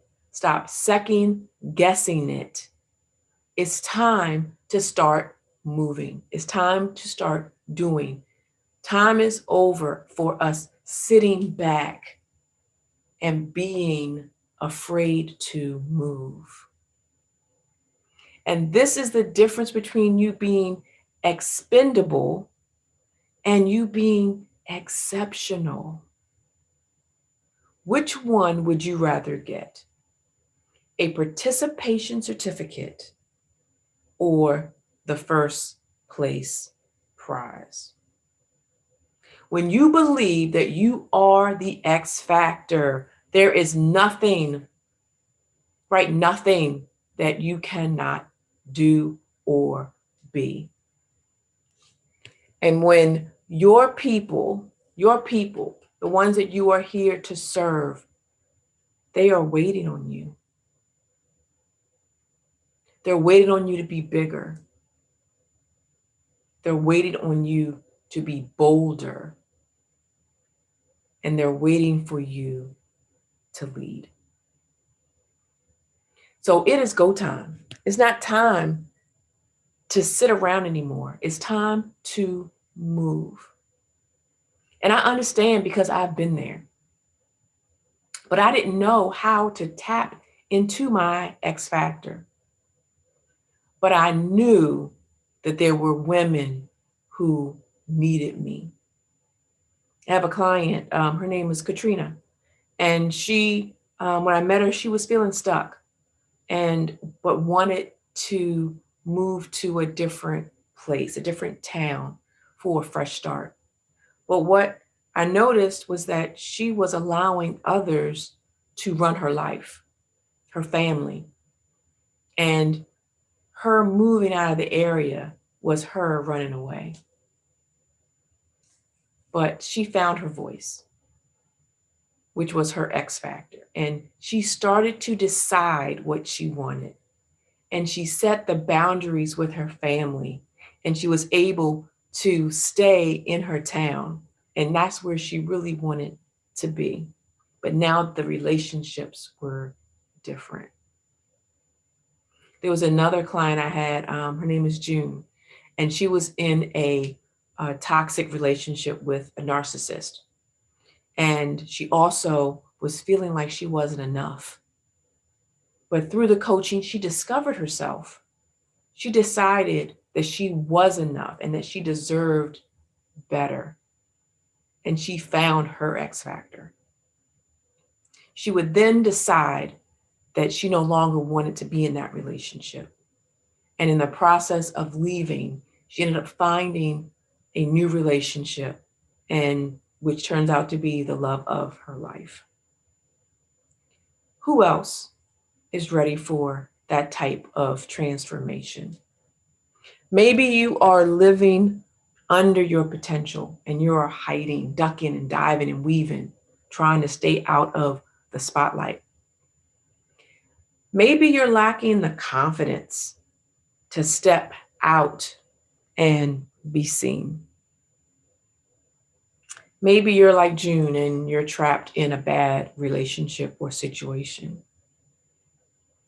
Or maybe you've just lost trust in yourself, in your decision-making skills, or even the spark has gone out and you don't even know what you want. Some of you are ready for a change, ready to move. And so I want to challenge you. I want to challenge you to be bigger and bolder. The first thing, I want you to acknowledge where you are. It's okay not to be okay. The second is stop DIYing it, the do-it-yourself approach. Reach out, get some assistance, invest in yourself, and even get a coach who can walk you through the process. And also, the last one is keep moving. A lot of times we stay stuck. We've left where we are or were, but we don't keep moving. But this is about progress and not perfection. So as I close, I want to thank you for sharing this time with me. And I want to offer you a free gift.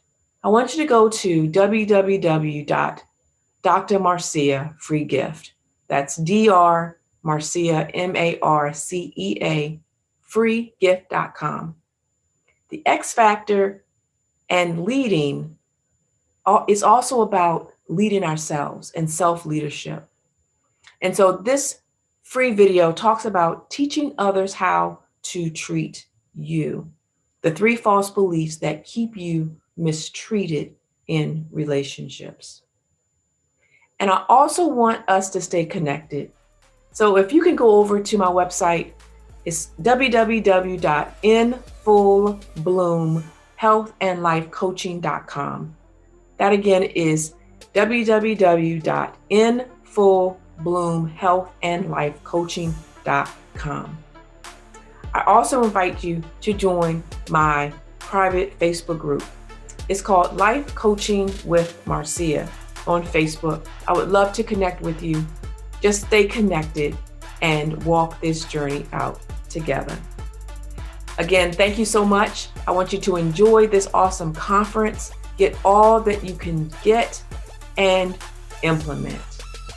It's time to start moving.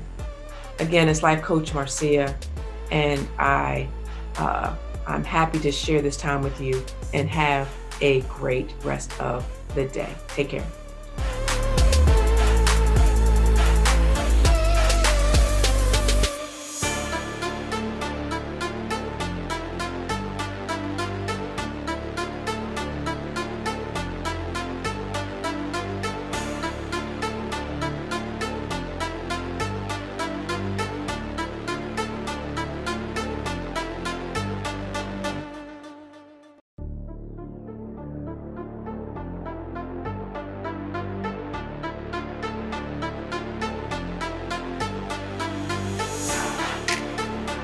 Hello, everyone. My name is Obiama Martin, and I am absolutely delighted that I get an opportunity to share my heart with you on today. And so many of you are meeting me for the first time and don't know who I am. And so let me kind of just start with a little introduction. And so I am a author, speaker, serialpreneur, mom, educator, trainer, minister, all of these different hats that I wear. And it is what makes me absolutely amazing today, right? And so I'm here, but I want to tell you how I got here. I want to tell you some secrets on how I got here. And so I want to talk to you about, when you get to a place where you're up here, and the cost that is required to stay up here, and the things that you have to overcome once you get up here. So see, there was a time that I can remember when I was back in 2009, I was in a horrific car accident. And prior to 2009, I was very outgoing and social. I owned a consultant business. I owned not a training company at the time. I didn't have a training company at the time. I had a consultant business at the time, and I was helping individuals start and maintain their business. And I was doing professional development training specifically for the early education space. And so I was also an advocate for the Southeast region of Pennsylvania. And I was in school at that time to obtain my bachelor's degree. And so May 2009, I want you guys to picture this. I am on my way to church with my family. I am sitting in the passenger seat. My ex is sitting in the driver's seat. Our 3 children are in back of us. And so we are on our way on a Sunday morning to church, and we are on 495, and it's raining. And you know what happens on a Sunday?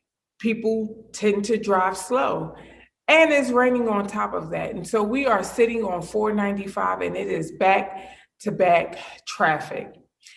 And we're slowly moving. And so, we're going along like we usually do. And in the rear view mirror, and I can see it as clear as I am looking at you, in the rear view mirror, I happen to glance over and I could see the tractor trailer behind us. And just like that, in a moment, the tractor trailer had hit us. Bam. And everything that I knew literally flashed before me in seconds. And all I can tell you is next is my vision became very blurry.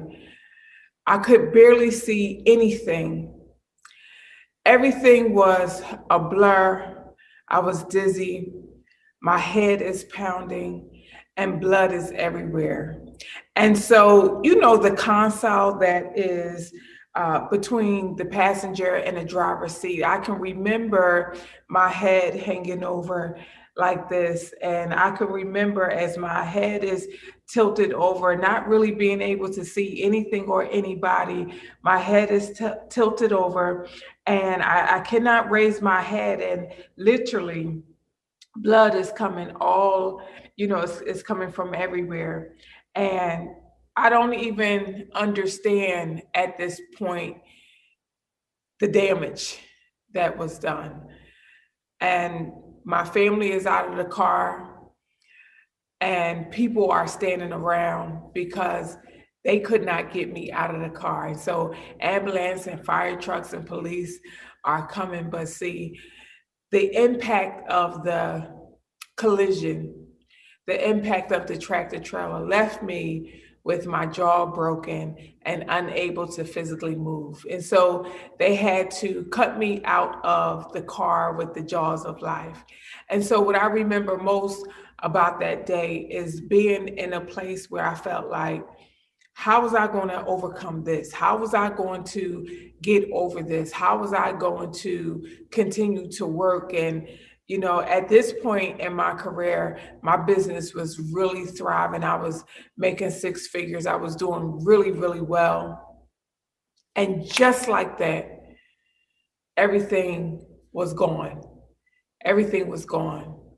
And so it was a journey that went on for about a year of me being in physical therapy, of me not being able to talk. But there were some key things that happened during that time that I had to overcome, that I'm going to share with you about overcoming. Seeing it was at that time where I learned who really had my back. It was during that time that I learned who my real friends were. It was during that time that I learned how to depend on Jesus, because it was during that time when I went from a thriving business, talking and training and speaking all over, to being shut down, not being able to speak.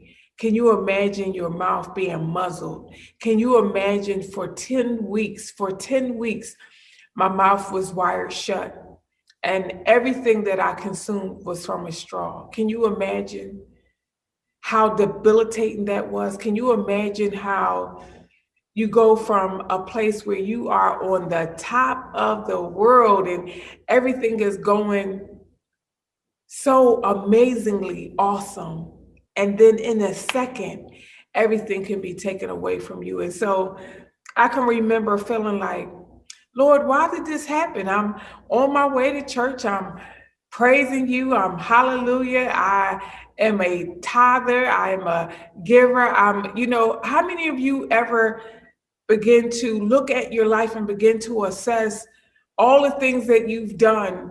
And because you're trying to put the pieces together, you're trying to figure out, how could this happen to me? I'm a good person, right? That's something that we always say. I'm a good person. How could this happen to me? Well, the truth is,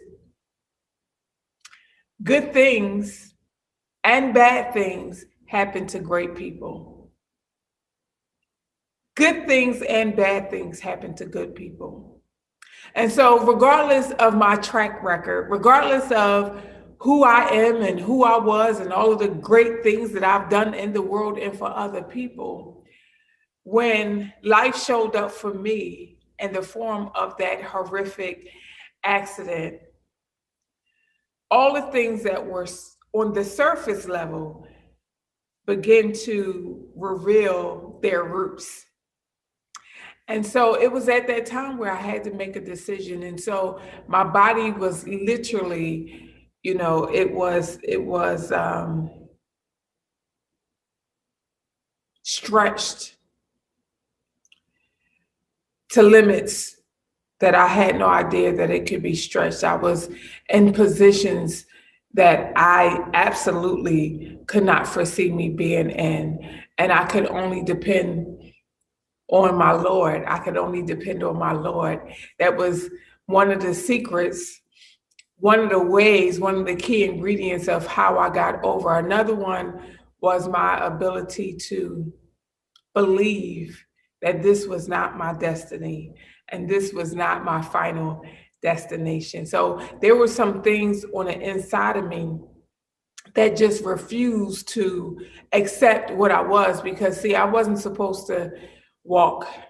I wasn't supposed to have mobility. I had a slip disc in my back. My sciatic nerve was now triggered. And at any given time, I want you to imagine this, at any given time, I could be standing like this and talking, and I could get a sharp pain from my foot straight up to my back, up to my spine that would, just literally, no matter where I was, bring me to the ground. Can you imagine?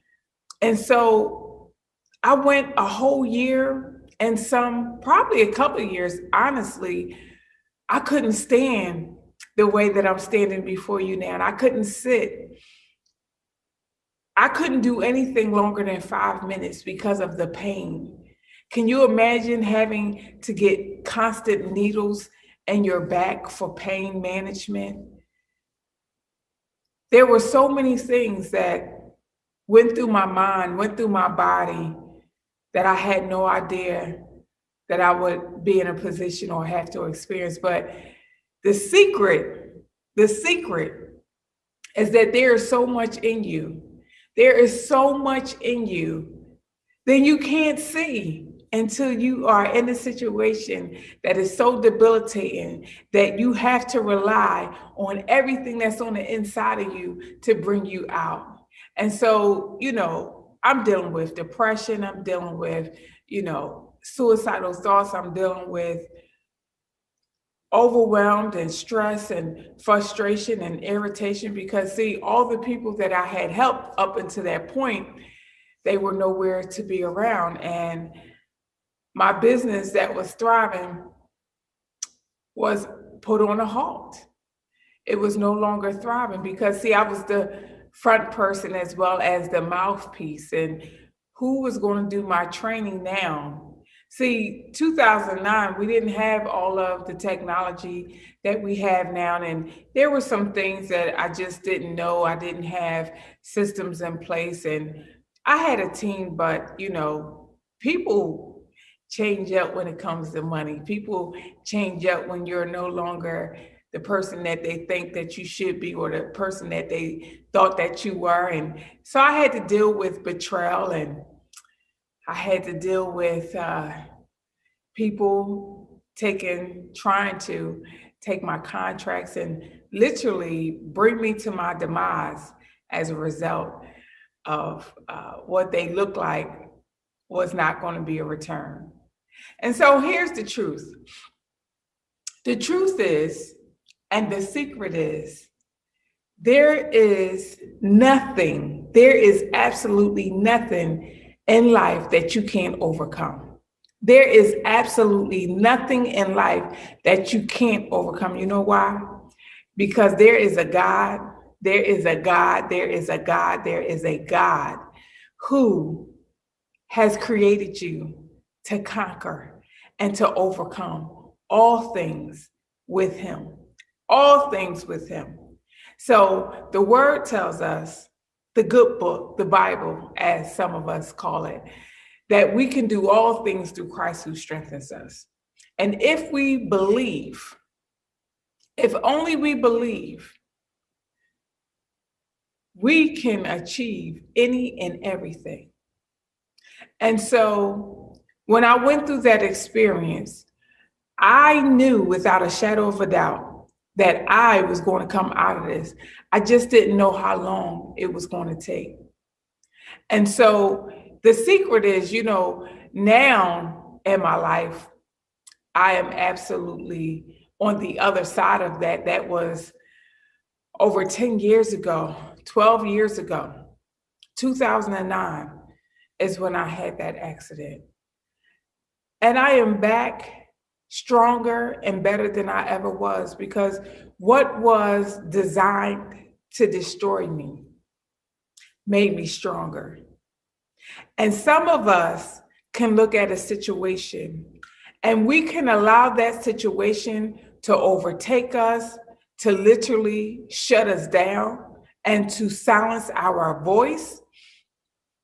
But I say to you, change your perception, change how you see things, because there is always another side that you didn't see the first time. There's always a plan B. There's always another perspective. And so I was able to pivot from that experience because of my faith. I was able to overcome that experience that literally could have left me for dead. But God, it wasn't my time. And whatever it is that you're dealing with today in life and in business, you are here because you have a purpose. You are here because people are waiting for you. You are here because you have a product, you have a service, and you have a message. And if you don't show up, the person, the people, the tribe, the community that you are called to are going to miss out, because you made a decision that your situation and your circumstance was more important than the call, than the purpose, than the message that's on the inside of your belly. And I get to say to you today that the secret to overcoming starts right here. It's all in your mindset. What do you believe? See, what I understand is that I have the power, because of who created me, to change my trajectory. See, I understand that I have the power, because of who created me, to change the narrative. And guess what? The truth is, the secret is, you have that same power. You have that same authority. See, the truth is, we were called to dominate. We were not called to be beneath. We were not called to be damsels in distress. Do you hear me, women? We were not called to be damsel in distress. See, we were placed here to create, to give birth. And I want to know, I'm calling you out right now. What are you not giving birth to? What have you said no to because you didn't look in the mirror and say that you were enough? You counted yourself out, and you did not think that you were big enough to compete. You were not big enough to play with the other players. You didn't have what you thought you needed to survive. But the secret is, everything that you need is already on the inside of you. See, the secret is, God made us equal. You hear me? God made us equal. That's the secret. God made us equal. We have the same authority. We have the same ability. We have the same skill set. We have the same of everything. And guess what else? We have the same 24 hours. And what you decide to do and your 24 hours is your business. But here's the secret. You can be faster. You can be further faster when you get your mind right.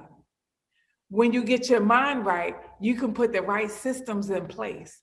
And when you get your mind right and you put the right systems in place, oh shucks, watch out. Because the secret is you are already amazing. And if nobody has told you that today, let me be the first one. My sister, my queen, you are amazing. And everything that you need is already on the inside of you. Everything you need to scale, everything you need to go to the next level, everything you need to break through, everything you need to stand up, to stand out, to show up and show out, it's already in you. All you have to do is believe and then do. That's it. That's the secret. Believe right here. Say with your mouth what you want to see with your eyes.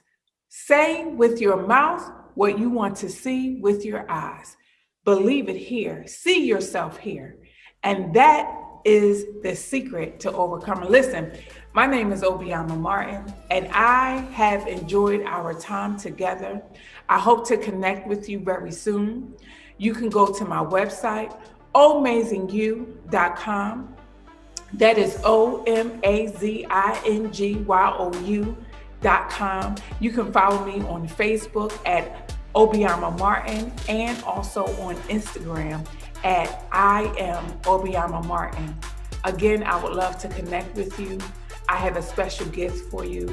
Make sure you click on the link so that you can get your free gift and also connect with me. I would love to support you and serve and help you get from wherever you are right now to your next. Until we meet, stay on purpose, fruitful, profitable, and productive. I'm your sister in this journey called Breathe. Peace.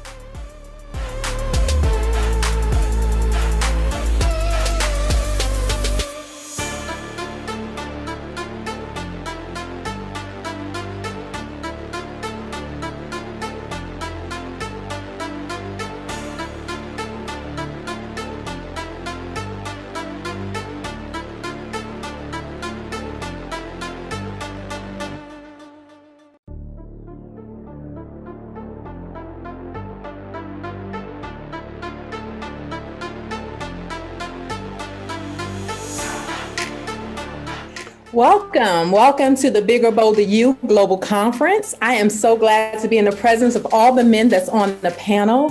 Thank you for joining this wonderful conference. My name is Chris Sherrill, and I am a life coach, and I am here with 4 amazing men, and they're going to tell their stories. And we're going to start with Vance on introducing himself.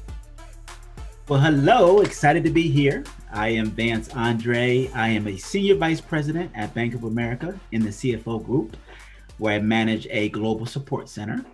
I am also a certified life and relationship coach, where I specialize in helping men and women move forward from broken relationships and live a healthy, balanced, and fulfilling life. I am the owner of Advanced to Grow Coaching. I also have a podcast called Between Love and Hate, where we talk all about relationships and try to bridge the gap between men and women and make things right. So excited to be here and looking forward to the conversation. Thank you, Vance, and welcome. John Allen. Hello, everyone. My name is Johnny Allen. I am the Executive Director of A Step Up. We provide professional development for college coaches, D1 coaches, leadership development, strategic planning. We also work with college teams from anywhere from Alabama to University of South Carolina, Notre Dame, many of the D1 teams. We're fortunate to be able to work with the NFL with their transition programs and providing an outlet for next step for players that no longer have a contract. And I'm also married to Felicia Hall Allen and have 2 children, grown adult children, of course, but just excited about being on this panel with this outstanding group of men. Thank you, Johnny. And Marvin, you're up. Great. My name is Marvin Wilson. Actually, a Desert Storm vet. Actually, I have three companies. One is a nonprofit, which is Wisdom Foundation, that definitely teaches self-image and likeness, mentorship, teaches definitely with the youth with financial literacy.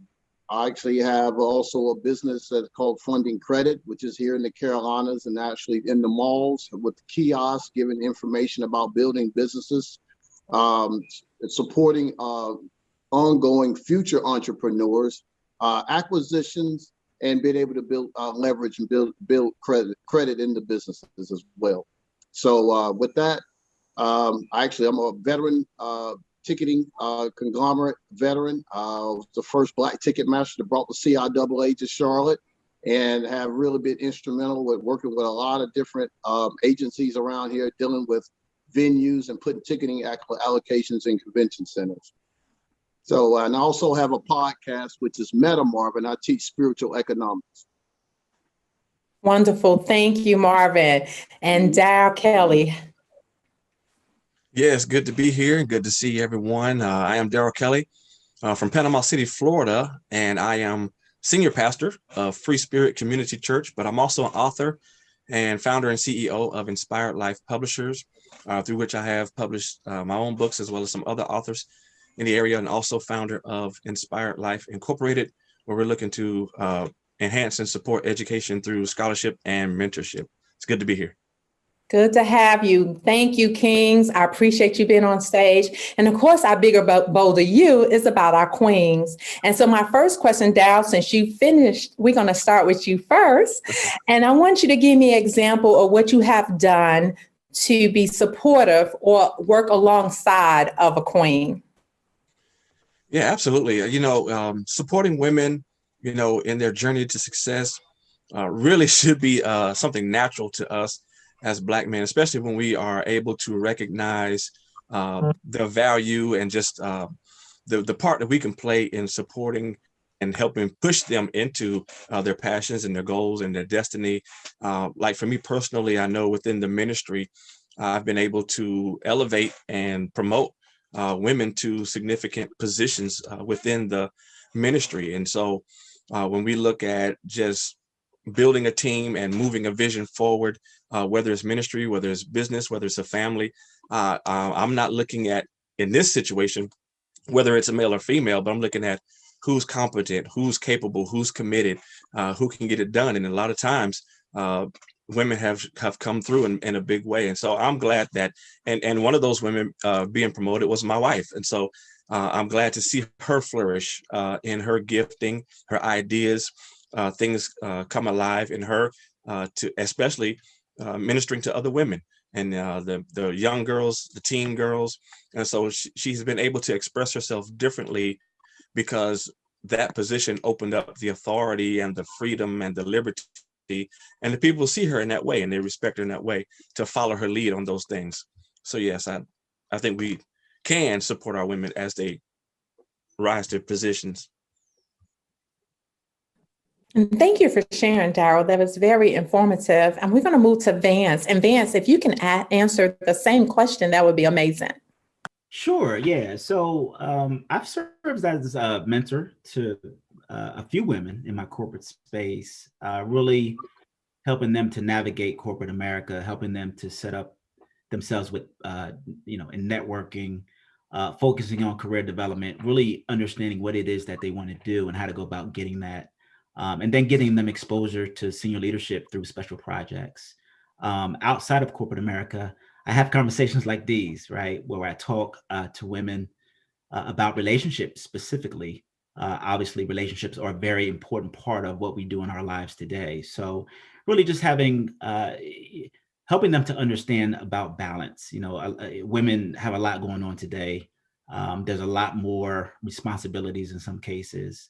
If you are both the mother and sometimes the father at the house. So how do you balance that? How do you make sure if you are in a marriage and you're trying to grow your career, how do you have that conversation with your husband, right? So there's no potential conflict. So having, just general conversations have really been some of the things that I've done and I enjoy doing to help women succeed. So I agree with Darrell. I think, it's a partnership, right? Brothers and sisters, we got to help each other out. So those are just a few of the things that I've done so far. Awesome. And I appreciate that. Marvin. Yes, I think that I think with my journey and just having the type of relationships and the friendships, I've left corporate in 2007. I was actually working when I left the Pentagon, I was working at the Veterans Hospital and was running a lot of nurses, just young ladies that was really just trying to, head high positions, physician assistants, doctors, and they were all like, Marvin, what is it? I just want to find a man that's genuine. And so I just basically told them, just find your purpose first. Don't try not to so much be in a hurry. I know we've all been told that, the right here, right now, that feels good. But I think that, as you go with your journey, just try not to be hard on yourself. And I just told them, just be your authentic self and, and just be open, try not to put yourself in a self-made prison and try not to be so race consciousness. And but at the end of the day, make sure you know your worth and put your best foot forward. But at the end of the day, make sure that man honors you as a woman first. Then all those other titles will come after that. Awesome. Thank you. I definitely appreciate. And Johnny. Well, as I said, I am a co-founder of A Step Up, which provides professional development for coaches. About 60% of our business is on the women's side. And so my wife used to run the WNBA, the Sting, when they were in Charlotte. And so when starting our business and her having those relationships and growing in that area, she is the face of that business of A Step Up. So a lot of things that I do are behind the scene when we do in conferences, all the negotiating contracts, the logistical things, some of the administrative type thing to support her as she goes out front and does her thing. She's a phenomenal motivational speaker and trainer. And as I was sharing earlier, that we were just featured on ESPN for the work that we've done with University of South Carolina, but also what they acknowledge that she's an attorney and represents over 30 coaches. And so there's a lot of things behind the scene that I'm doing so she can go out and do the things that she do. It's a partnership. And I think with respecting each other, one of the things that I do is I stay in my lane. I know what I'm good at, and I know where she needs support. And I do those things that I'm good at and comfortable with so she can do the things that she's good at as well. That's awesome. And it brings me to my second question. And Johnny, since we're on you, as you guys know that we're going into a different direction in life, women are definitely stepping up to the plate. We have a vice president as a woman. So with that being said, Johnny, and we're going to start with you, and you said some things that you already use to support your wife. Give us a specific 2 tools that you can think about how you can best be a team player and engage and actively being involved to have that queen's back? Well, the first thing, it starts with ego. I mean, you've got to understand that if you are a team, when I married her, we became one. And when she wins, I win. And so swallowing the ego and the pride that I don't have to make all the call the shots. We're operating in business. And because I can respect her and what she does professionally, when we're home, we remember we're home. We're not in a corporate arena at home. And I can be who I am and who God called me to be in our own home. And I think that balance becomes very important. Understand that you can be a CEO or a corporate exec, and you got to be able to find balance and be able to find a spirit of humbleness and be a servant leader to make that thing work. Awesome. Thank you for your input, Vance. Same question. I would say, just ask them, what is it that I can do to help you to grow? Right? At the end of the day, I need to know what it is that you need from me. I don't want to assume or guess. I've done that in the past and got, didn't work out as well as I had hoped. But so giving them that knowledge that I'm here to support you and your growth, that's the partnership aspect of a relationship, right? We're here to help each other out. And we're working together, right? So there shouldn't be, hopefully, any jealousy or insecurities or animosities, because as you grow, I'm growing as well, and vice versa. So, my biggest thing is if there's anything I can do to support you, let me know, because I, would hope that you would do the same for me. And at the end of the day, you just got to really be mindful of who you're with. If you really love them, if you care about them, then you want to see them succeed at the end of the day. So, that's my major thing, is really just understanding through communication, which is foundational to any relationship, is really understanding what that person needs and doing and making a conscious effort to make that happen. Yeah, I love that. I love that what you and Johnny says. Daryl, can you give us some sight of what you think, how you can support?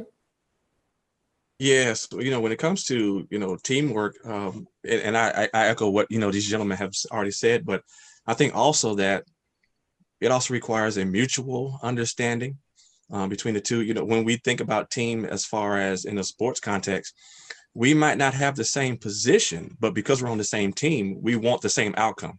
We want to win, and so I need you at your best in your position. You need me at my best in my position. So we don't have to, if we understand we may have different positions, but we have the same purpose and the same goal in mind, then our differences actually become strengths to one another, and so my gift doesn't have to be the same as your gift, but our gifts together, give us a different advantage, and it gives us a different momentum moving forward. And I think I like what Vance said about growing together.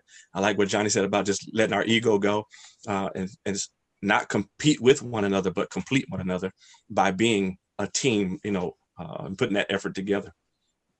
Yeah, I love that too. And I love how you incorporate sports. It's all, you can always count on the men to incorporate sports for illustration. That's right. So I thank you. Marvin, if you can give us some insight. Yeah, I agree definitely with Johnny as well. Definitely with ego. I teach a lot of people that's around me, and my whole, my thing for ego is edging God out. And so what that is just having that camaraderie and just having that, you just let go, be childlike, hey, but women go through so many things in the world. Oh, you have to look good. You got to do this, you do that. And, and just, take some weight off of her. Make sure that you're that best friend and you're going to support her, whether it be personally or business. And, and also I love to let the women know that, no matter what nobody thinks and what they don't like about you, I'm here. I'm here to protect you.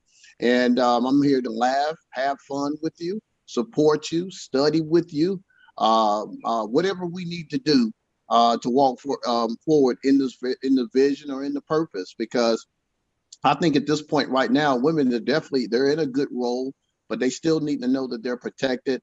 And and they can still be mentored, but they can also have that level of respect that we can be relatable, and you can make some decisions on the relationship or whatever we got going on in our lives. But I just think it's just about the communication again, and just letting her know that you're there no matter what. Awesome, Marvin. And I like that because you led me right into my next question, and we can start right with you. What is your thoughts on gender role, men and women and their roles? Well, for me, I'd say, for me, I would definitely like to look at women as to understand that, yes, I'm a man, but I like to say the word vulnerable because, like I said, again, a lot of men like to put a lot of things up front. And, I think that they really just let the woman know that, even though I'm a man, but this is what I do well. And this is what I don't do well, and, let's play it out. Let's see, who does what better. You better with budgeting, and as far as when it comes to our life, let's just make sure that we're on the same field, playing the same thing, because I think that when it comes to the gender based, I think it comes with men, it's everything has pretty much been written in a man's standpoint. Like we have to be first, or this what comes from a man, or you have to respect. Well, I think it goes both ways. And God is no respecter of person. And I don't look at gender based in God.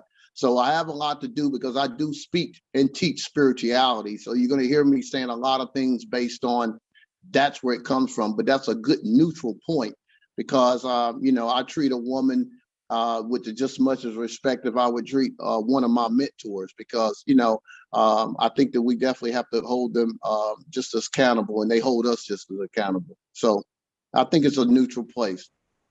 Okay, thank you for sharing that and being vulnerable in that space. Johnny, how do you define gender roles?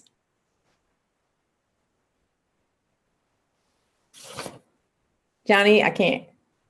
There you go. I'm gonna back up a little bit and say that when we land in this place of adulthood and manhood, just as women land in that place of womanhood, how you were raised, whether there were men in your life, whether you were raised by a strong woman, whether you had to make your own way, how you handled the boardroom, probably being one of a few African American females in the boardroom, with most of the time in corporate America predominantly white men. All of those play in how you negotiate life, and being able to find a balance between negotiating those environments, which eventually will impact your communication style. Being able to find balance in how you approach your home, approach being with a man. When you got two A-type personalities, it can be challenging. I think for me, as I've gotten wiser, hopefully, I don't sweat the small things. And there's some things that are just not worth dealing with. And other things in our marriage, major things, we make all major decisions together.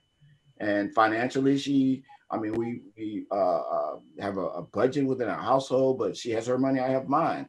Even when I'm spending mine or she's spending hers, we have a limit of what we'll do without consulting or informing the other person that what we do. So I believe is effective communication. It is a mutual respect, and knowing who you are married to is so important. They don't have to negotiate life the way you do, but you have to understand where they're coming from to be able to make that work together. I like that, Johnny. I really do. I like that working together. You don't see that a lot. Darryl, how do you define the gender roles? Yes, in working together, I guess I would encourage anyone to not let role be a restriction, because there are certain generations and people who are of the mindset that this is specifically for a man to do, this is specifically for a woman to do, and we understand that there are differences between the male and female experience. However, but when it comes to, as we're talking about building the bigger and bolder you and our women, don't let your role as a woman restrict you from just the possibilities, the giftings, the talents, the calling on your life. There's a place for all that to be expressed. And as these gentlemen are already saying, when you're connected with the right person, the right support, the right team, all these elements are going to help nurture that in you.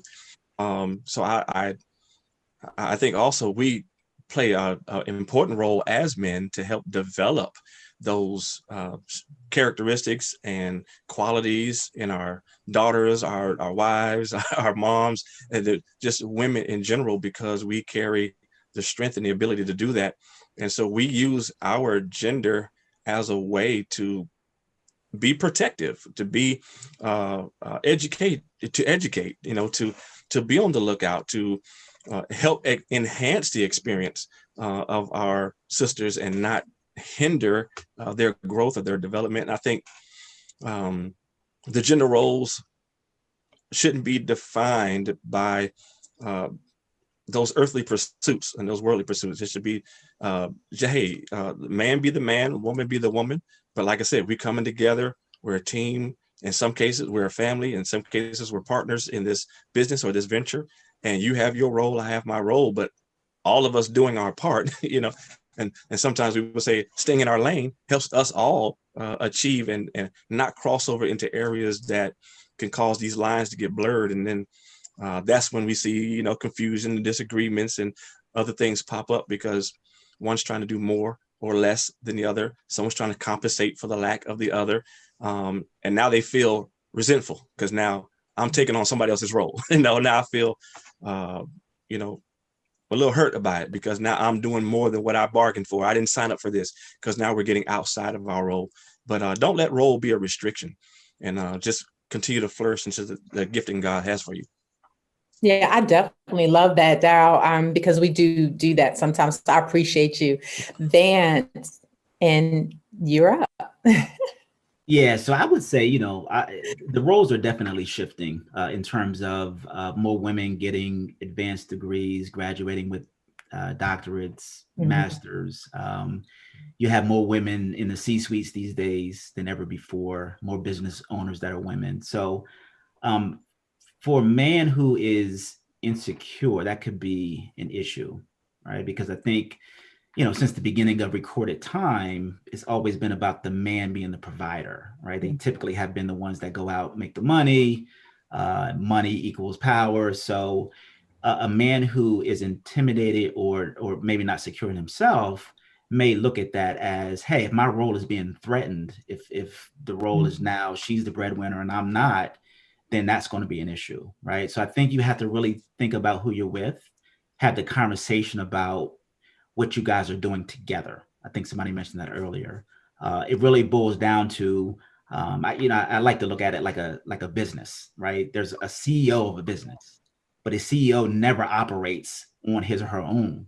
He always or she always relies on their lieutenants to make decisions. So if you are in a situation where, let's say, the wife is now or the girlfriend's now making more money, then there's still a role for both of you in this household. You just got to really define who's going to do what, and play to your strengths. And you got to take the ego out of it. So that can be hard for some men because, like I said, because times are changing. So I think it's really incumbent upon both parties to sit down, have the conversation, and make sure that everybody is on the same page. If you don't have that conversation, then it can lead to conflicts in the household. Especially, like I said, if the man is so used to being that dominant person in the relationship. But at the end of the day, I don't think any woman who is, in a position of power, who the role is, she's the breadwinner, would have a problem even with the man leading if he knows where he's going, right? Or if he's spiritually led and she's beside him, following him, or whatever, however you want to call it. It's just more about, hey, I got to be able to trust you, right? I got to be able to trust that you can handle your business at the house, and let me kind of pull back if I want to pull back, right? But I think, again, you got to have that conversation to make sure you guys are on the same page. I love that, Vance. And as always, you guys just work me right into my next question. So I love it. So when dating or in a marriage, guys, how do you prefer to be communicated with from a boss queen? Vance, you can start. Just simple communication. Let's talk. Let's have some conversations about, I know you're a boss at work. I know you're doing your thing, but let's leave work at work and let's deal with this home life, because they are not necessarily the same. And we got together based on certain values that didn't necessarily build upon or relate to, your financial position or your status at work of being a boss. I just think we got to be careful there, right? We got to make sure that, like I said before, if you are doing that and I feel like I'm being emasculated or I don't have a purpose, because men love purpose, right? We love to be able to provide. If I don't feel like I can do that because you're too bossy or a boss, then I'm going to be like, why do you need me? What's my role in this thing? So for me, it's all about that communication. It's about saying, hey, I know this person right here is doing their thing, but I'm still leading. I'm still in a situation where we're having good conversations and you're not trying to tell me and boss me at home like you are with your people at work. That's where the problem gets in. So I'm all about the communication. I'm all about supporting the boss moves and about growing. But at the end of the day, we got a family. This is personal, right? This is something bigger than work. It's about our love for each other and how do we work together to make this family grow. Awesome. Thanks, Vance. Johnny, you kind of share some of it already about how you support your wife, but I want to hear a little bit more. Okay. When we talk about how do I want a boss queen to communicate, Um, Again, it starts with personality and knowing who you're married to. A part of it is understanding the journey. So communication becomes important. Just like in your role, you own several businesses. You've had nobody gave you anything. You got to work hard for it, and that you develop a communication style. And for understanding communication style becomes important because there's some communication style is based on power. The whole mindset or psychology behind it is power. Some is peace. Another is fun. Other one is understanding or intimacy. So understanding the communication style becomes important because she may say something one way that could sound aggressive, but it might be her style of communicating. And mine may, in fact, mine is more of peace and understanding. My wife is more of power and passion. And so knowing that how she says things doesn't necessarily is not critical, condescending, or downplaying is her communication style. So knowing who you're married to is one. And then the other, I would say, is being able to have a process of resolving issues in which they're going to arrive in every relationship, having a process of how you resolve issues, and then having, like with us in our marriage, we try to make all major decisions together. If we're not in agreement, we may not make one. If one have to be made and we're not on the same page, we're in agreement that I'll make it. And that's an understanding. I don't say that's control. She gives me that authority to do that because what she knows, what she does is trust who I am and that I'm going to do it in the best interest. And we don't see it the same way, but we got to do something now. There are a few cases like that, but for the most part, we want to be in agreement with how we do it. I love it, Johnny. It's saying work together and we all equal. There's no one higher than the other. We are as a team. So I really love that. Marvin. Yeah, I mean, definitely having a female boss, a woman, your partner. I just always think about the communication. Again, I'm definitely with Vance on that. Just letting the man know and understand. Hey, I'm the boss over there, but you're the boss here, and it's the communication. Not to come off and try to be coy, but you both know what roles you bring to the table. And, a woman just being a little bit more, just understanding the sensitivity of what a man brings to the table, his value, and make him feel like the king at the same time. It's not about wearing different hats. It's just about being under the same roof and being able to communicate and knowing each other's perspective and, the different language. And I call it love language. You always got to, you got to have that love language in it. You can't get dressed up with the outside world and bring the outside world into your love life, or where your partner is, where they want to be loved and where they want to be confided and be protected. That's two different worlds. And sometimes it does come, it sort of coincides in some areas, but you got to know how to separate that and respect one another. So again, I'm just big on the communication and respecting one another. Awesome. Thank you, Marvin. And Daryl, if you can answer the same question. Yes, I think in general, men just prefer to be communicated to in a respectful way. And in a way that doesn't allow them to feel demeaned or threatened. And then they can also respond back in a respectful way. But also part of your question included dating. And I would encourage, when you're in those phases of building a relationship, to be careful about falling in love with first impressions, because you haven't had the time to see the true character, meet the true person.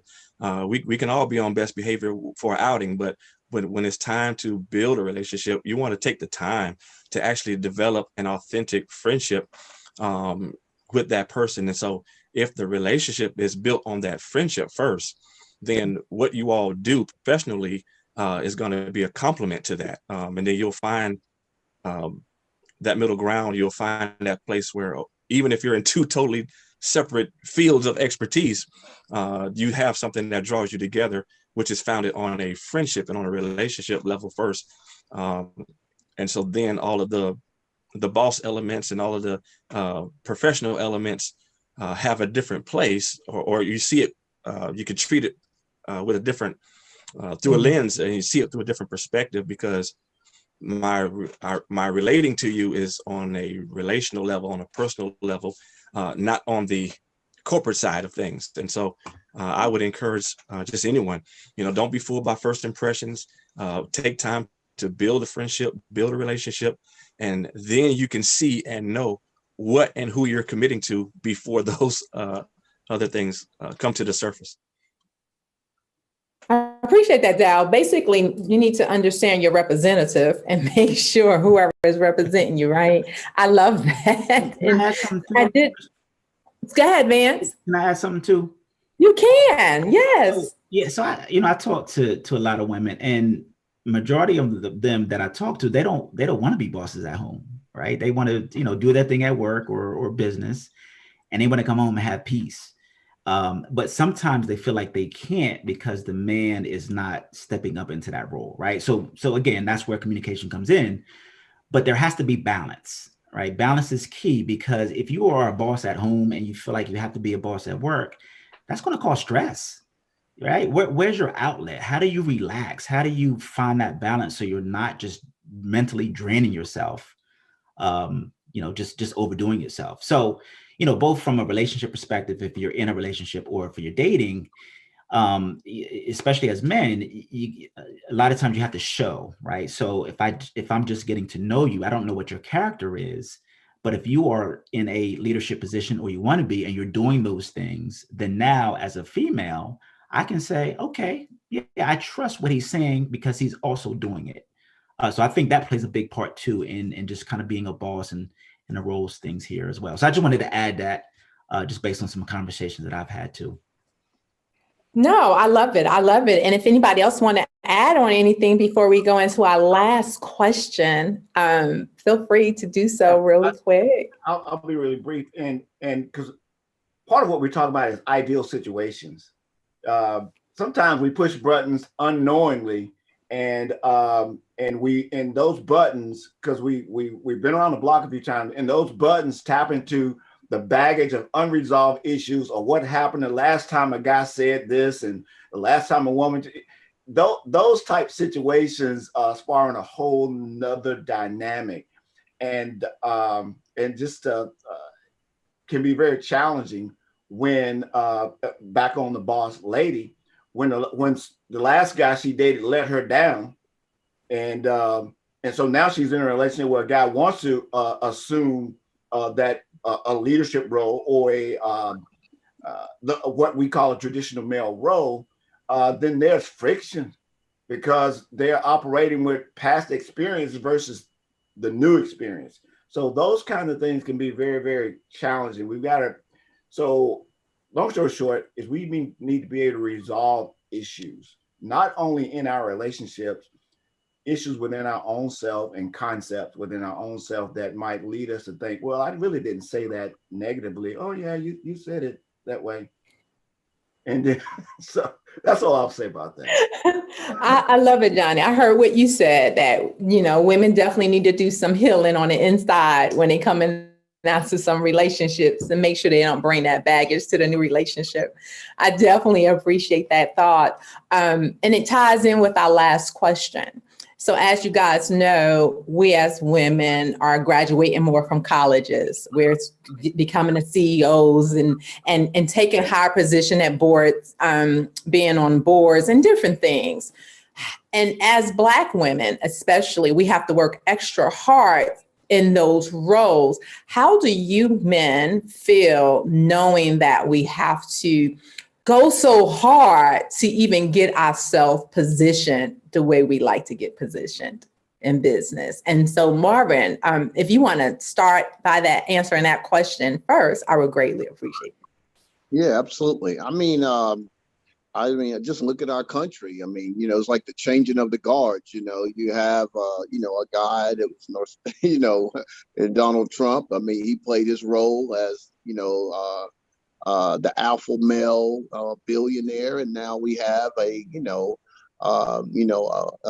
Afro American queen more so, and she's in this role, and it's a change. It's a change is what's going on, and so I feel that um, moving forward, we just got to start interacting with the mindset and knowing that you can't go in with this old information to this new information. Everything is always changing. We're not the same people we were 2 years ago, and so we get caught up on oh, that's the way I used to be, or that's the way my husband is. But we always have to be in concert of evolving as people so we can grow together and see the world is changing, and we need to be able to change and be in rhythm. And I think that's for the end result for women that have go through so much, and seeing via my mom and seeing a lot of Black women what they've had to endure. I think just us as men, we just need to make sure that we're just honoring that. We all have seen a mother or a sister, and so when we come and have our partner and seeing what they had to go through to get that position, I think that we need to honor that and make sure that they're in a peaceful mindset, and when they come home, they're coming home to some love and not a duality, and then something that makes sense to them and something they can really feel proud of and know that their man is honoring them and is behind them. It's just support. Awesome. Mm-hmm. Thank you, Marvin. And Dow, if any, does it impact you mentally or emotionally knowing that we have to do things a little different than others? No, I think as far as when we're talking about, that transition for women, this is a time where you're transitioning from being forced to now being free. So some of the areas in which women had to step up is because they were forced to. They were going to make a way for these kids to eat. There's going to make a way for these kids to go to school. There's going to make a way to break out of these certain situations if you've been victimized and other things. And you were kind of forced to step up because you had to survive, to now transitioning to where you're free to step up because the opportunities are there. You're free to step up because you have a dream, you have a vision, you have a goal.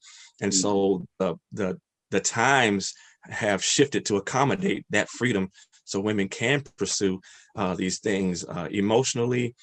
For me, I support it. I'm raising a daughter, and I'm teaching her to go for everything that's available to be the best in school, to be the brightest, to use her gifts and her talents, and she is on her way, for real. I mean, she's already positioned to when she graduates high school, she'll also be graduating with an AA because she's in those programs, and so we're allowing those things to be nurtured in her, so that she'll be well balanced and well prepared for whatever her future is going to be, and we're giving her those tools now. So I think it's a good place for us to we've talked before about if a man is insecure, it's going to be one way, but for us kings, talking to you all today, we salute you and we support you, and we're cheering for you and pushing you forward to be the bigger, bolder you that you are. And so we're glad to be a part of your development just in this panel discussion. Yes, awesome, Dow. And thank you for raising a bigger, bolder queen already. I love that. Johnny, if any, mentally or emotionally, how does that impact you knowing that us as African American queens have to work extra harder? You're on mute. I'm a conspiracy theorist anyway, so I see Willie Lynch written on a whole lot of things. I know that's a sideways comment for you guys, but if you look at what's going on and see how Black women have been elevated, I think part of that is that Black women have worked hard. They've gone the extra mile. They've been shakers and movers, but they also serve a double minority when you look at this diversity thing in corporate America. Keisha Lance Bottoms, I don't know, she's married, Stacey Abram, and then Vice President, all have husbands. And you've got to be able to celebrate that journey with them. And as a man, you've got to be able to support the time and the grind that it takes to get there. And so for me, I'm very conscious I know how my wife walks when there's something going on. She don't have to, I know how she walks. I know her gestures and those things that when she's had a tough day, she don't. Many times she don't have to say it. I mean, she will, but sometimes she don't even have to say, "Man, that was a tough call." And so, being able to do things assertively, to let her know that I love her, let her know that I support her, and that I'm there for her, and then be non-judgmental when some things that might bother her that doesn't bother me. Those are ways that I can support, being understanding and empathizing with what she may be going to, and then celebrating her when she accomplished from things. She was just recently named to the top 100 influential blacks in America by Core magazine. And we celebrate all of those victories. And that didn't come because somebody gave it to her. She grind and work hard. That means I missed some dinners. That means I missed some quality time. But I understand the grind and understand the journey, and so I don't make those things issues. Johnny, I appreciate that you supporting us queens. And I love the fact that you said that y'all hearts are aligned and it beats as a unity. So thank you for sharing that. Vance? Yeah, and I would just add, we as a people have had to struggle, whether it's black men or women, right? So we are used to this. We are used to having to work harder, having to grind harder. So, if a woman comes to me and she wants to be a boss and grow a career, I'm gonna give her the same tough love that I would give a man. Like, you got to put the work in, right? You got to focus on what you can control. That's your attitude and your effort, and make it happen, because nobody's going to give you anything. You're already a minority. You're already at the bottom, right? So you only have to go up, but you got to work for it. Just like I said, we've been in this situation for a while, and it's not going to come easy. But I think if you have a good foundation, if you have a good network in place, then it'll work for you. It's just how bad do you want it to work, right? Because it's so competitive in this world. You're competing with a whole bunch of different people globally now. So you have to stand out, and you really got to make sure you understand how to network, and really understand what it is that you're trying to go after, and be passionate about it. So, I'm going to support my queens in any way that I can. But at the same time, if you want it, then I'm going to give it to you, but you won't work for it, and we're going to laugh, we're going to joke, we'll have a good time. But at the end of the day, I'm pushing you, I'm coaching you, I'm helping you to grow, because that's what if you ask me to do that, that's what I'm going to do. Or if it's my wife or girlfriend, yeah, I'm naturally going to do that. So let's do this together. We're in this together. I love that, Vance. Accountability partner. You have somebody that's right there standing by you and helping you. That is amazing. And this has been a wonderful, wonderful night. And before we close out at this Bigger Bolder You conference, global conference, if you guys each would give us one word to leave with our queens to motivate them. Vance, we'll start with you. Live on purpose. I love it. Johnny. Follow God. Love it. Marvin. Protection. Purposeful living. Love it. Daryl. Inspire, influence, and impact everywhere you go. I love it. And guys, I thank you so much. I pray nothing but health and prosperity over your lives. And thank you for being here to bless our queens. Until next time, see you guys later. Thank you. Thank you Take so care. much. Have a wonderful day.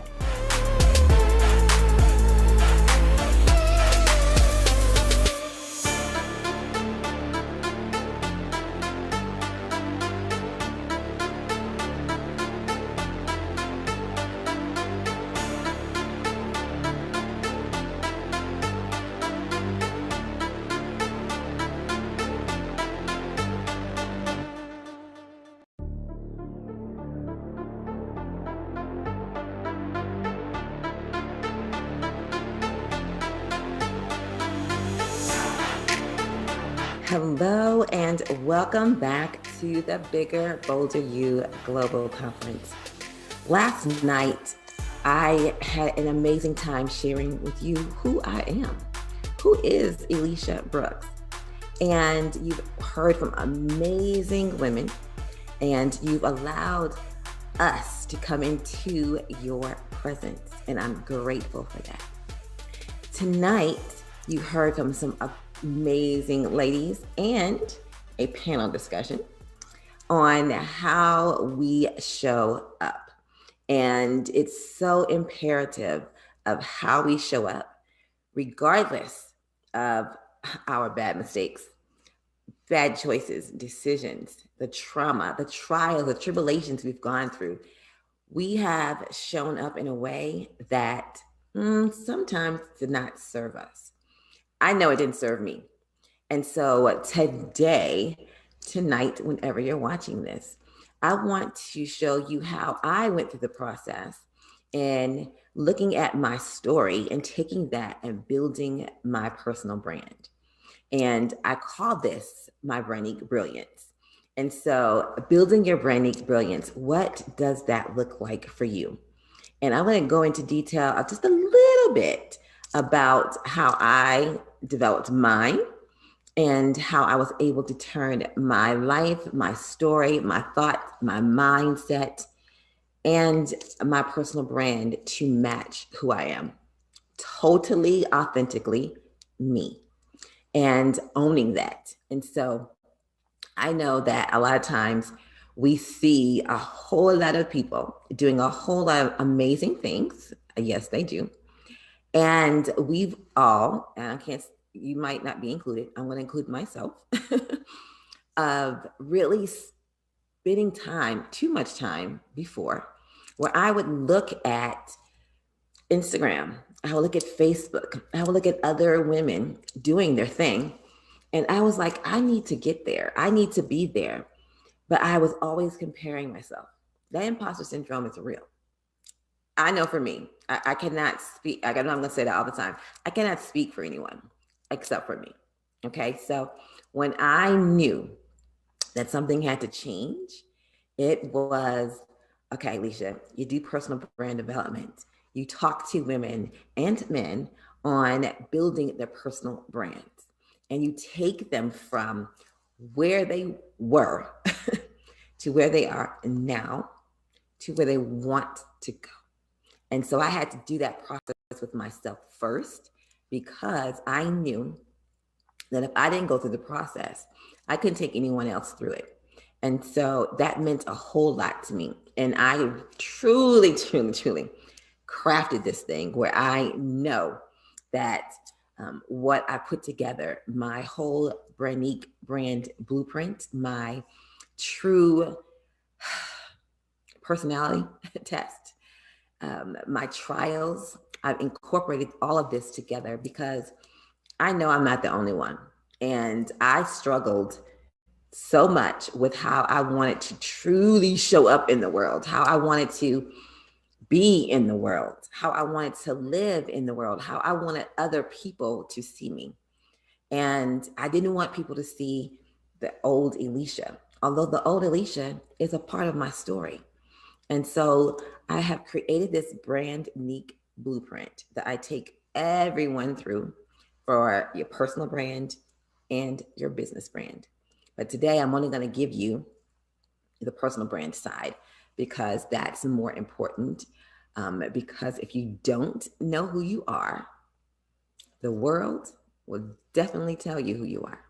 And we do not want that. We want to own our brand. We want to make sure that we control the narrative. And if we don't control the narrative, if we don't take our voice off of mute so that we can say and speak and verbalize who we are and how we want to be seen and how we want to be treated, then you're going to let somebody else do it for you.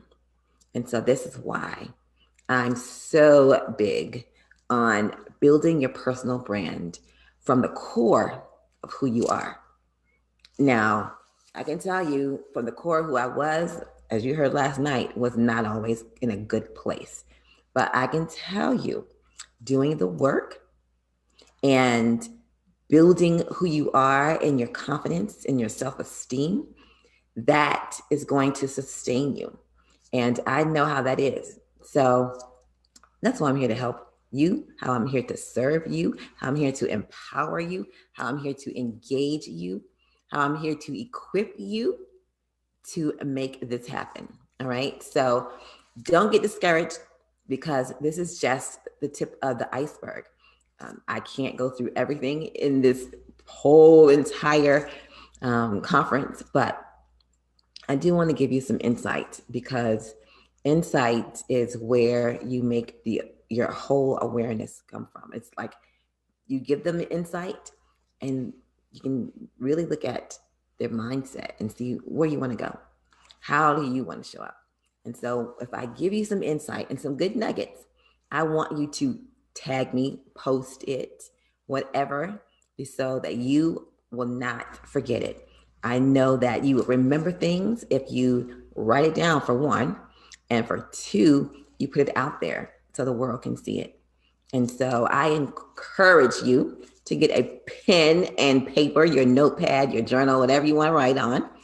And let's get started because I don't want to be before you that long, but I do want to give you some wisdom and my heart. All right. So the first thing I want to tell you is change what you believe about yourself so that you can change what the world believes and sees about you. I'll say that again. Change what you believe about you. That means the good, the bad, the ugly, the great, your brilliance, your awesomeness. Change what you believe about yourself so you can change what the world believes about you. It's not until you change how you feel, how you love on you, how you believe in you, how you bet on you every day, until you change your mindset about who you are at your very core. It will be hard to change the world and how they see you because that's how you're going to show up. What's in your core, who you are at your very core is what is going to show up. And so I want to make sure you are defining your own personal brand. You are defining your own destiny, and you're not allowing the world to tell you what that is. Okay, so I can tell you now that you are your personal brand. How you show up in the world matters. How you see yourself matters. You wear your brand every single day, regardless if you are on the job, you're in your business, you're with girlfriends, you're at a networking event. Who you are at your very core, you wear that every single day. So I encourage you to wear that well, honey. All right, so who are you? Who are you at your core? What really moves you? What empowers you? And I always say, what gets you up out the bed that makes you pop up like toast every day because you get to do something? What makes you angry, mad, sad? Who do you like to hang out with? Okay, because these are the things that we need to answer, amongst other things, so that we can get to the core of who you are. And so that we can use that to be the foundation of how we build your brand. Now, for me, I can tell you, on the inside, it was messed up, truly. And that's why I found myself shrinking back. But I knew at the core of who I was somebody who is of positive vibes, positive energy, of love for everyone, no matter what color you are, no matter are you a man or woman, transgender, whatever, it doesn't matter. The core of who I am truly loves someone's soul. I love their spirit. I love who they are as a human being and as a person, because that is my connection with everyone. Okay, so that's who I am on the inside. And so I encourage you to take some time to really look at Who are you on the inside? And what's going to make you, or what is holding you back? What's making you shrink back into being scared, into being someone that you don't even show up because of whatever it is you're telling yourself and what the world has told you. And so defining who you are, knowing what your why is, your why should make you ecstatic. It should make you elated about what you get to do. Your why should be something big, something bold, all right? And so your why is why you keep going when things are hard, why you keep doing the research, why you keep looking at this, why you keep doing, talking to people about this. What is your why? For me, my why is truly to leave, one, a legacy for my family, my grandchildren and children I have not gotten yet. I want to leave generational wealth for them. I don't want to leave and transition this from this earth to leaving debt. And I want them to know that mom and grandma and great grandma, you know, whenever I do have them, she did something. She meant something. She was a light in the world. And I want to leave that for them. And number two, my other big why is I know what it's like not to have anyone believe in you. I know what it's like to have people doubt you. I know what it's like to have people treat you as familiar with you and they don't even pay you your worth. They try to nickel and dime you for everything because they don't see the value. And so I know how that's like. And so I want to leave a legacy where I'm funding women's businesses, their dreams, their goals, their aspirations. I'm funding their businesses, the ones who the world has counted out. Their families have counted them out. Their friends have left them. Their husbands, whomever, it's them and them alone. And no one believed in them. I want to fund your dreams. That is my heart. That's my legacy. So that's my big why. Not to mention to transform lives all over the globe. If I can do that, I am amazingly grateful because that's my why. That's what I get up excited to do. All right. And so I want you to find what your true big why is.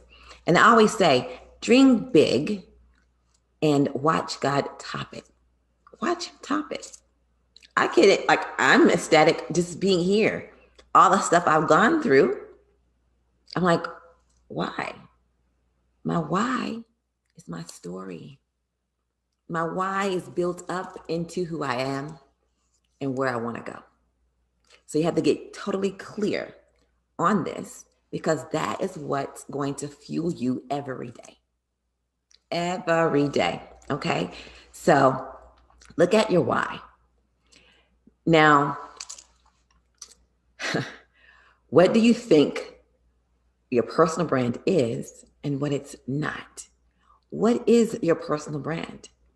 How do you want to show up in the world? How do you want to be seen? How do you want people to value you? That goes to knowing your purpose. That means having your voice off mute. That means walking in your power every day and owning your power. Now, what it is not is when you allow other people to control and define who you are. What it is not when you allow your reputation to get muted. I'm going to say that to get muted because you're allowing other people to tell you how to show up, tell you what to do. I had one of my marriages, where he would tell me what to wear. He would tell me what to wear. He would tell me how to wear my hair. It was a control thing. And I knew then that I could not allow anyone to control me, control my destiny. I had to make that choice. And so I had to get back my superpower. And my superpower is all of me walking in everything God has for me. Period, point blank. And so you have to find out what your purpose is, your voice. What do you want to put out into the world? And what's your superpower that no one can take away from you? No one can say, oh, I can do that too. But they probably can, but they can't do it like you. They can't bring your personality with it, because you have to be authentic, original. We're one of a kind. No one can truly duplicate us. Absolutely not. They can try and they can get really close, but they cannot duplicate who you are, because we are all different in our own right, in our own mind. Okay? And so when I had to look at I don't know why when I had to look at me and I did the work to get to where I am and how I wanted to show up. I told you yesterday, all the things I've gone through, it's fueled into my why and my personal brand and my personality and how I choose, how I make a decision, how I control me, my thoughts, and yes, my personal brand. Okay. So looking at how I differentiated from everyone else, there's a lot of noise out here in the world, but how have I walked into my own power? I had to look and see how that originated. All right. And I looked at who I was, what I really, really enjoy doing, because all my degrees are in marketing. I written a book called Branding the Authentic You. And I looked at who I wanted to become, how I wanted to show up, and how am I going to differentiate myself from everyone else who may be in the same industry. We cannot get sidetracked by what other people are doing in our industry, because we can get off kilter. We can go down another road, which we did not intend to do. And when you own your brand, you own your personal brand essence of who you are, you're not taking bits and pieces of other people's brands. Otherwise, you're going to find yourself being bits and pieces of everybody else and not your authentic, brand unique, original self that the world needs. Those who are called to you, they need you to truly show up as who you are. Okay. And so when we look at that, I had to say, okay, what am I going to do? What am I going to talk about? Who wants to listen to me? I had to get totally clear. And you have to too, because when we get ready to shine, you don't want to have those naysayers to win.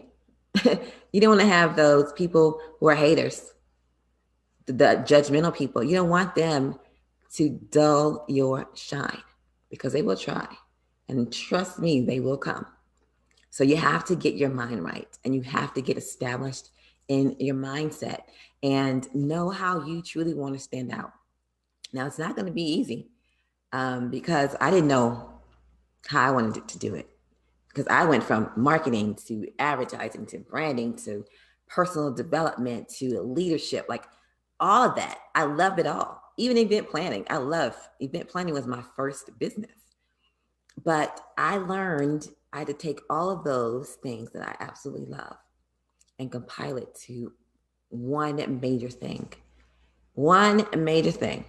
that I would love to do every single day. Okay. And so now it's looking at your self esteem.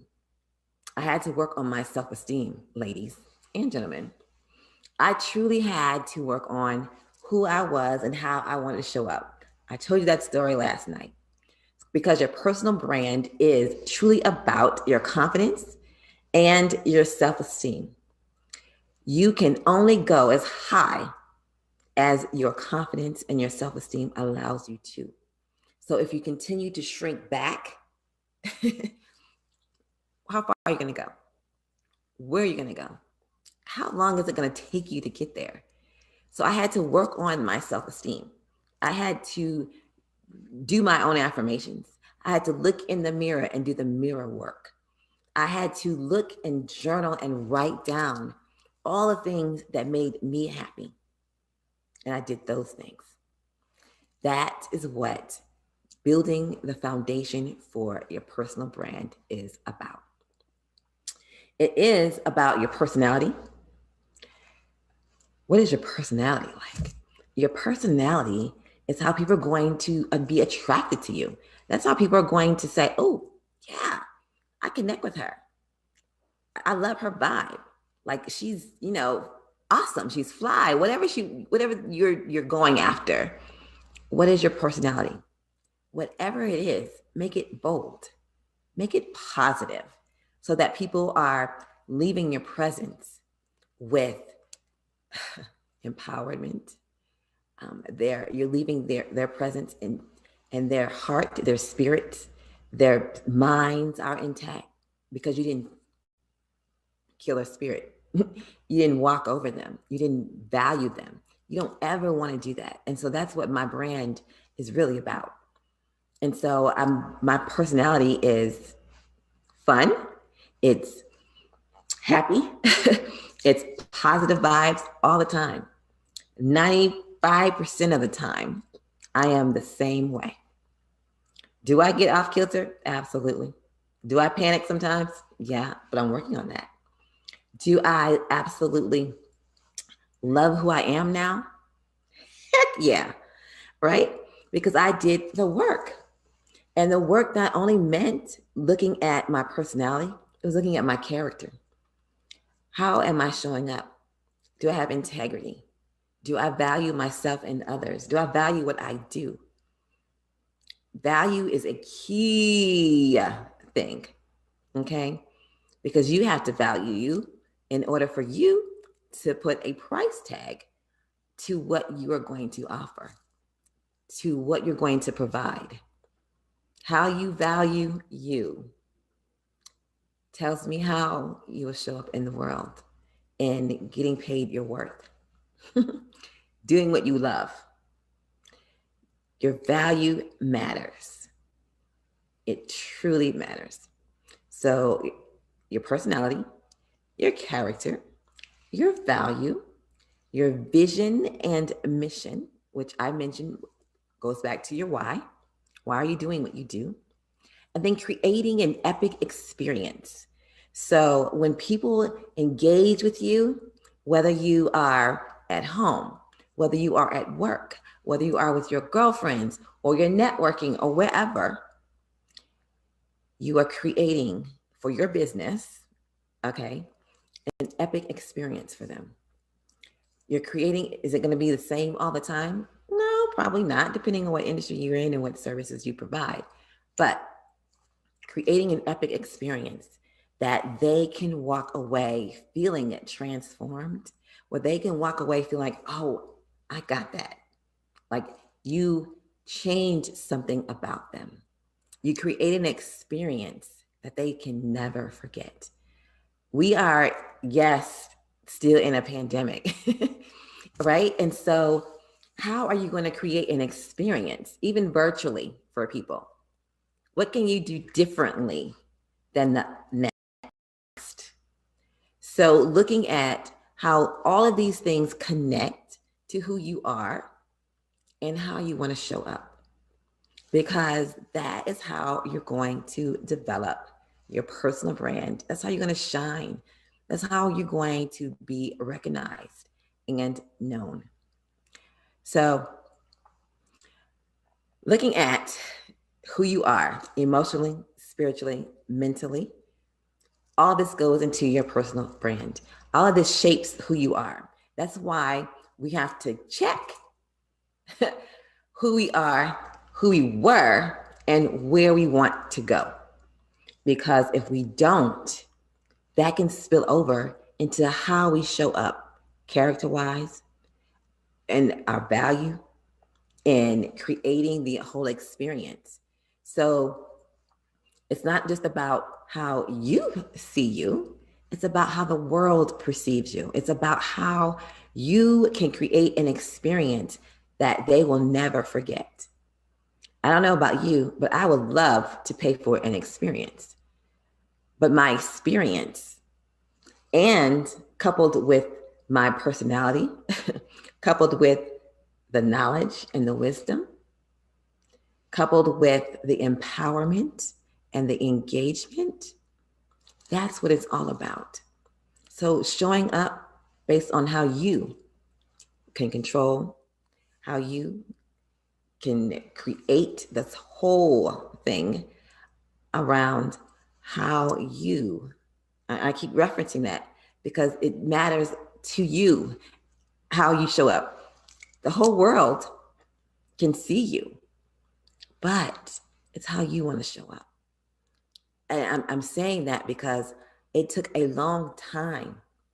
And I mentioned it yesterday. It took a long time to get to where I am. People told me I was 20%. I was only functioning at 20% of my potential. So it's not an overnight thing. This is a process. And until you go through the process,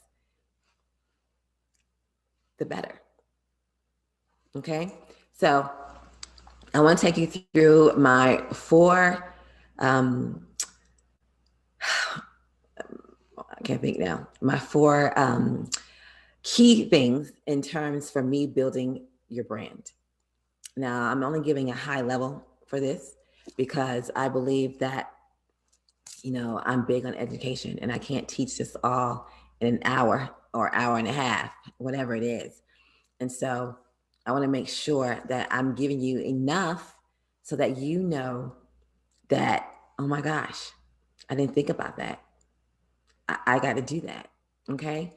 So my tagline is be and live your brand. I'm always talking about being.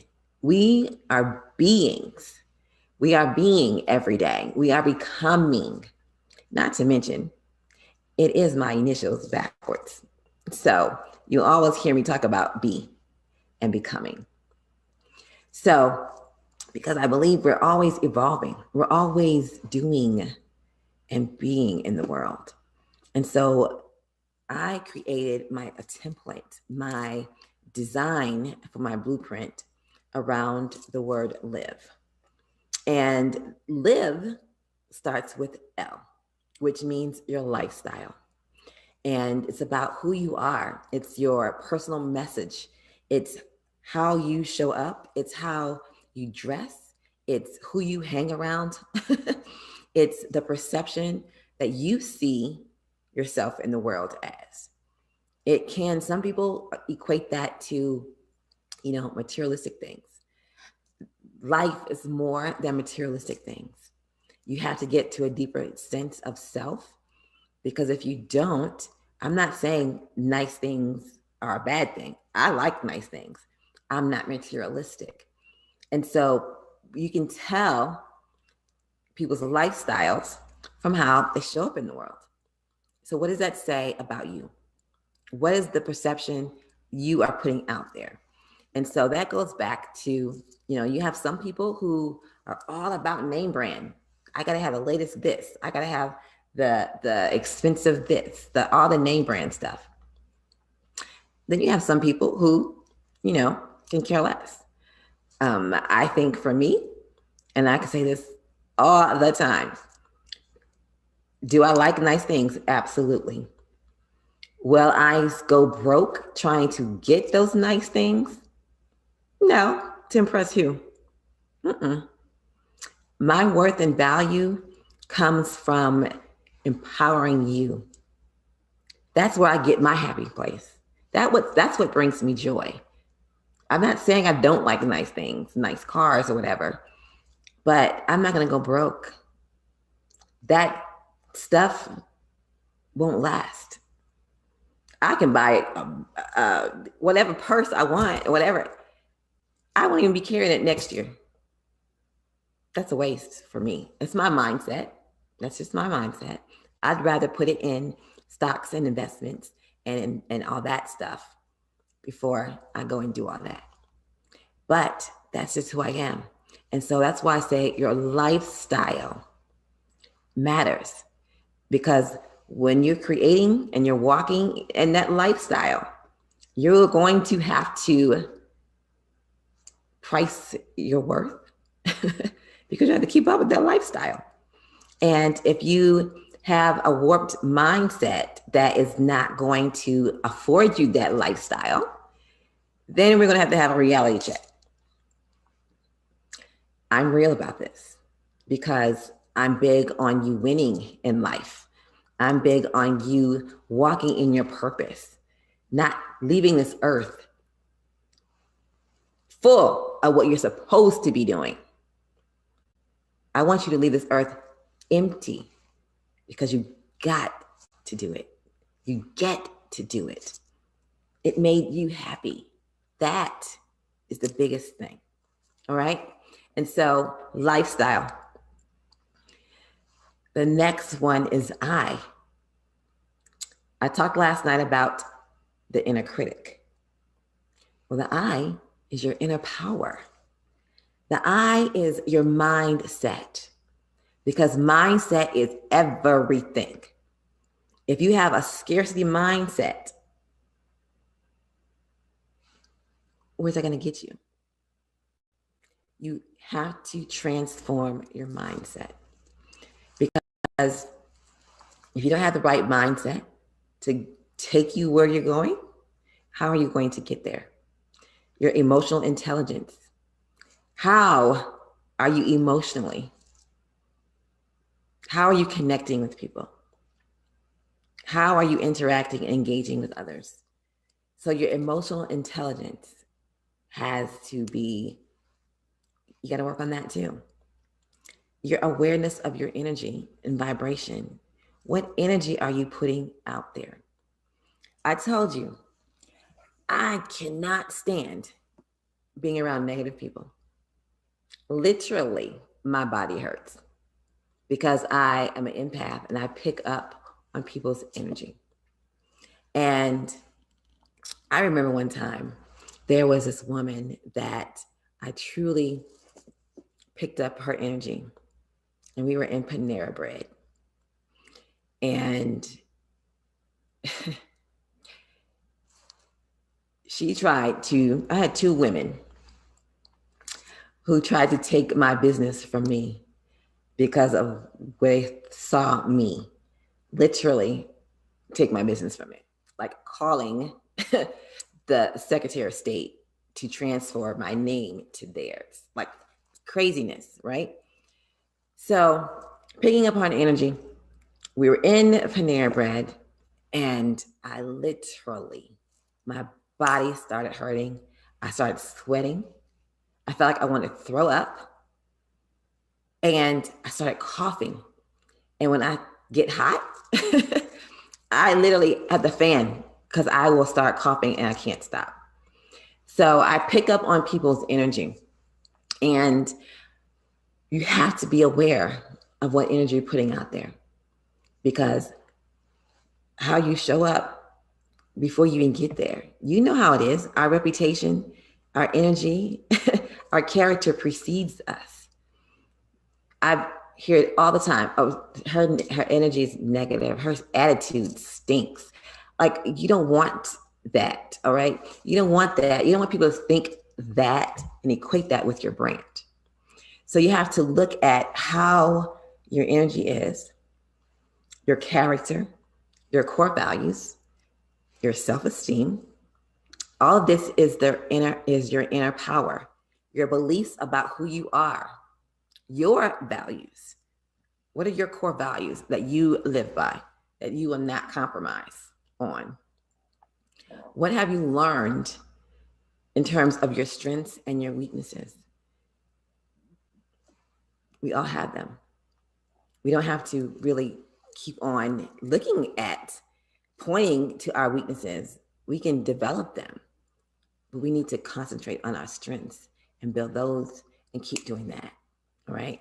So our inner power is so key. The next one is V for vitality. I love vitality because vitality is your personality. It's how do you attract people to you? Are you fun? Are you engaging? Do you like to laugh? Do you like to smile? Do you like to attract the right people?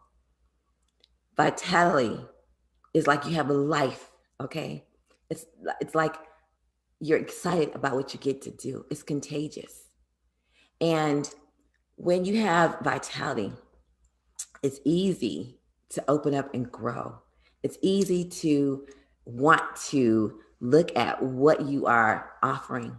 How are you serving other people? How are you creating new experiences? And how are you going to live a bigger, bolder, best version of you? Totally uniquely you and authentically you. So it's your energy, it's your tenacity, it's having a playful mindset. You know, when the C word, cancer, a lot of times we've seen it. I don't know if you've watched several documentaries, including The Secret. You can heal yourself from your DNA, from the laughter, from how you think and feel. So, are you playful? Are you energetic? Or are you Debbie Downer, Miss Negative, always thinking the world is against you? Woe, it's me. That will not get you far. So you have to have a playful mindset. You gotta get out and have fun. Now, I'm a workaholic. I truly am a workaholic. I probably will be even when I do get married again. That's why I say I want my husband to truly have his vision too. I'm attracted to visionaries. I'm attracted to men who have goals and dreams and are doing it just like I am. Because I know my personality. I like to have fun, but I want to do it after I get some work done. And so having fun for me is hanging out with girlfriends, hanging out with my family, watching movies, you know, just sitting and chilling because I have to do that to break up my day. And so how does that play into the bigger, best version of you? Ask yourself that. Are you having fun? Are you living life to your fullest? Are you looking at all the opportunities that you can win? Are you looking at yourself and saying, I can do that. I can do that. I can do that. I can have that. And imagine your life where you want it to be. Visualize your life where you want it to be every day. You have to manifest that. You have to look at how you want to show up and how are you going to have fun. Look for ways to have fun and laugh every day. You can go to YouTube and look at funny videos. You can go to Instagram or the Reels or wherever and find funny videos to laugh every day. Find something to laugh at every day. Because the more we laugh, the more we bring joy into our lives. Joy truly comes from the inside. I'd rather have joy than happiness. Happiness is based on what's happening. If nothing's happening, or if no one's making me happy, what is that? Joy comes from the inside.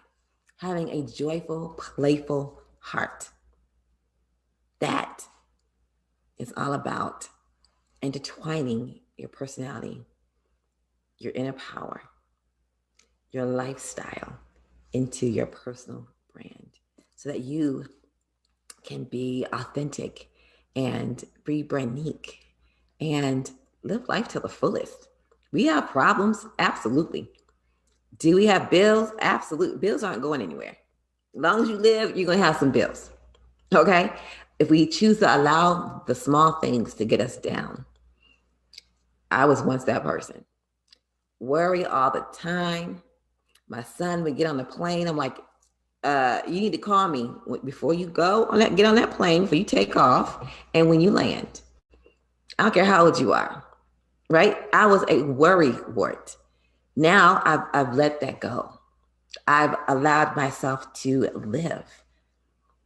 What happens will happen, but I pray over him every day.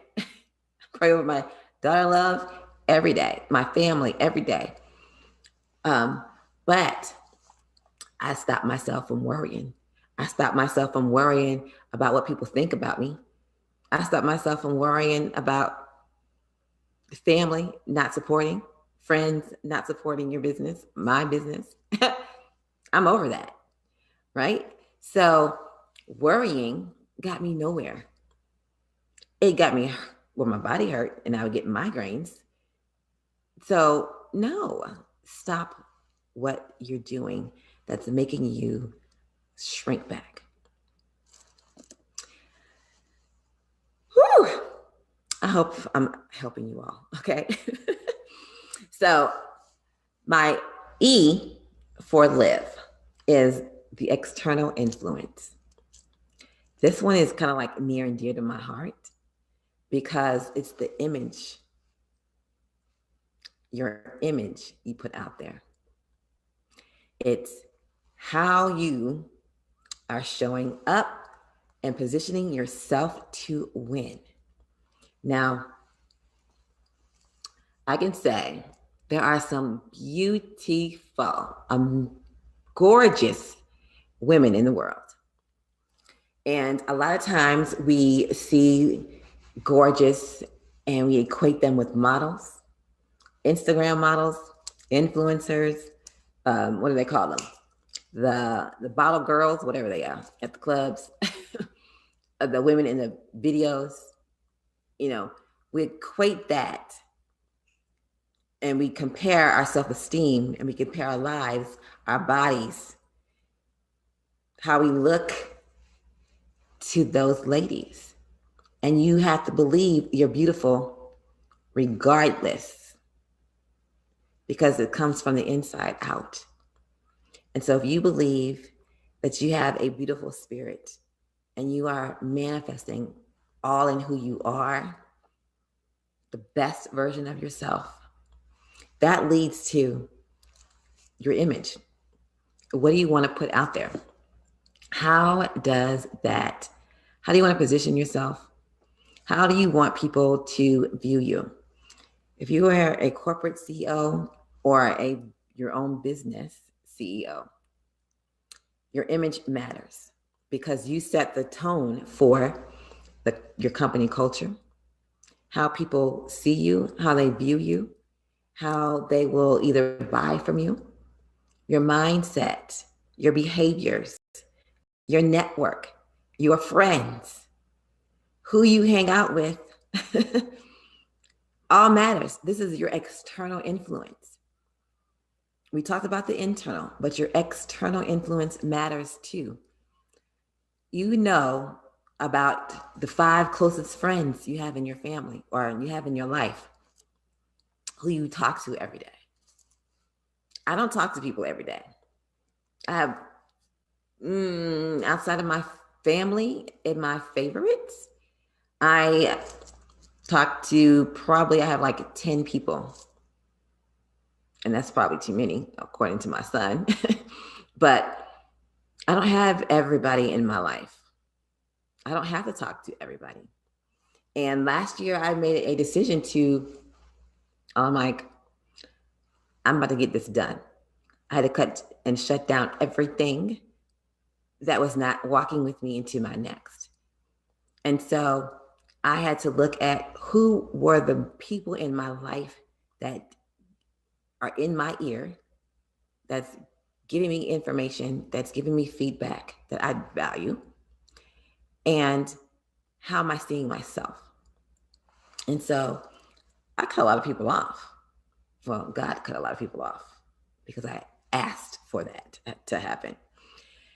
And when I looked at my network, I was looking at the takers, those people who just wanted to get what they can or get on the bandwagon so that they can shine.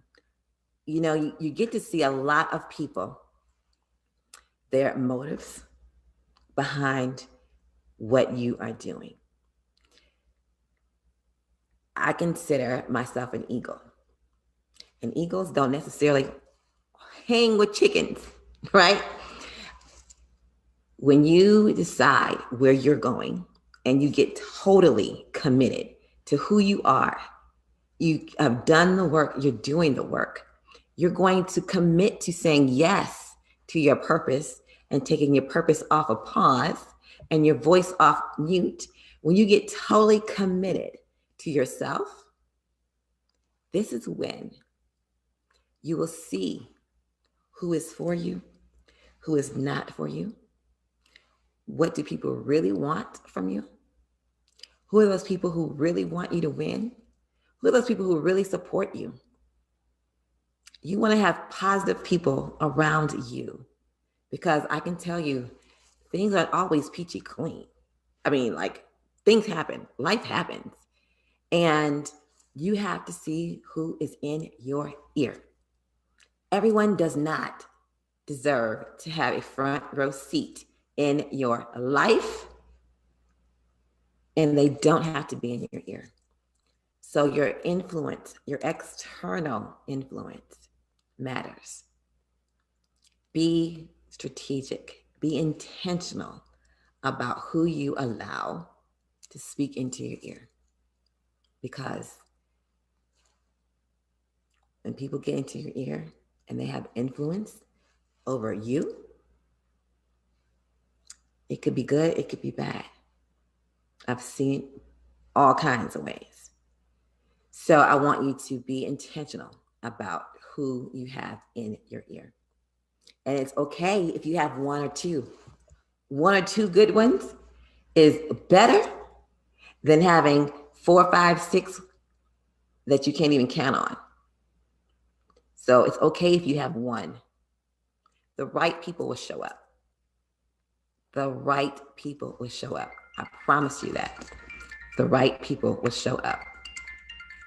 So I want you to look at how are you going to communicate this to other people in your style, in your dress, in your messaging.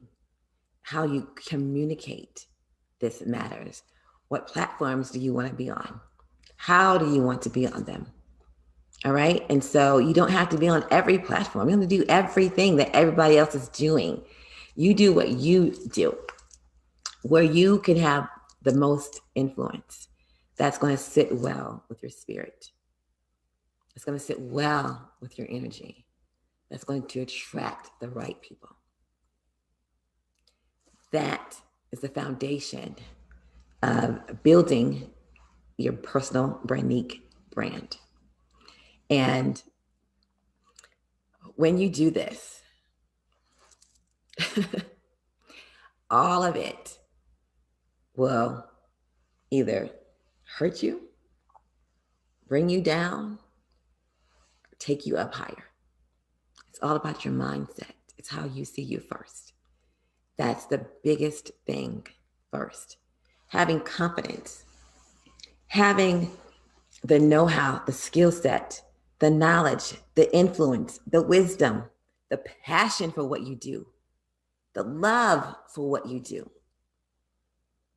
the way you engage with your clients. All of that matters. All of that truly matters. And so when you take all of that, the first thing, the first layer of things, this process is not easy, but I guarantee you it's so worth it. It's so worth it because you matter. You matter. The world is waiting on you. So you have to make a decision as to how you want your personal brand to show up in the world. And a lot of times people think a personal brand or your brand is about pretty colors and, the fonts and all. Yes, that's a part of it.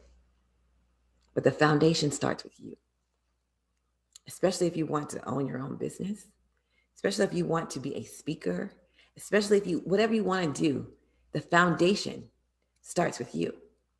And so if the foundation of you is not right for where you want to go, you have to commit to doing the work. And there's nothing wrong with doing the work. It doesn't tell you it's going to take forever. No, it's not.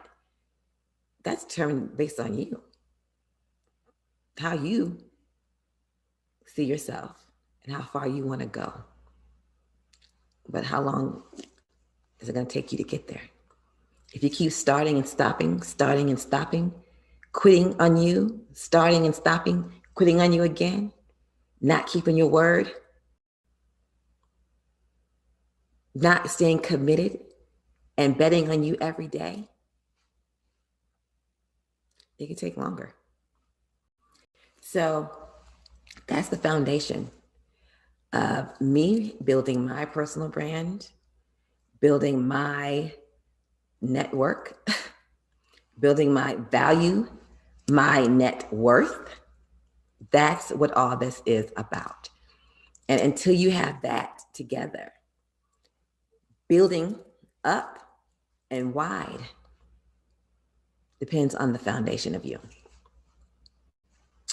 So I hope and pray that you got something out of this, because it's only the tip of the iceberg, but it's a necessary foundational piece in order to go to the next level, in order for you to go higher and to live and to be your biggest and boldest version of you. Like I said, this is the year of you. How you show up, how you do what you do, all falls on you. So I leave you with that. Now, again, if you have received any nuggets, any gems, any jewels, please post them and tag me, because I want to see what you are saying. A lot of this work will be done in the groups because it's necessary. If this is the year of the woman, if this is the year of you, is this the decade, if the time is for women, you got to get the foundation right. As a businesswoman, as a corporate professional, as a mother, as a wife, as a friend, as a business partner, whatever, you got to get the foundational personal brand right. That's just the case. So I am grateful, glad that we spent some time together. And I want you to stay connected, get involved with me, whether it's in the Facebook group, whether you work with me or not, whether you decide to follow me or not. I want the best for you. I want you to win. And that is my sincere, truthful desire. Until next time, go be and live your brand, walking in the biggest and best and boldest version of you every single day. And don't forget to bet on you first. Mwah.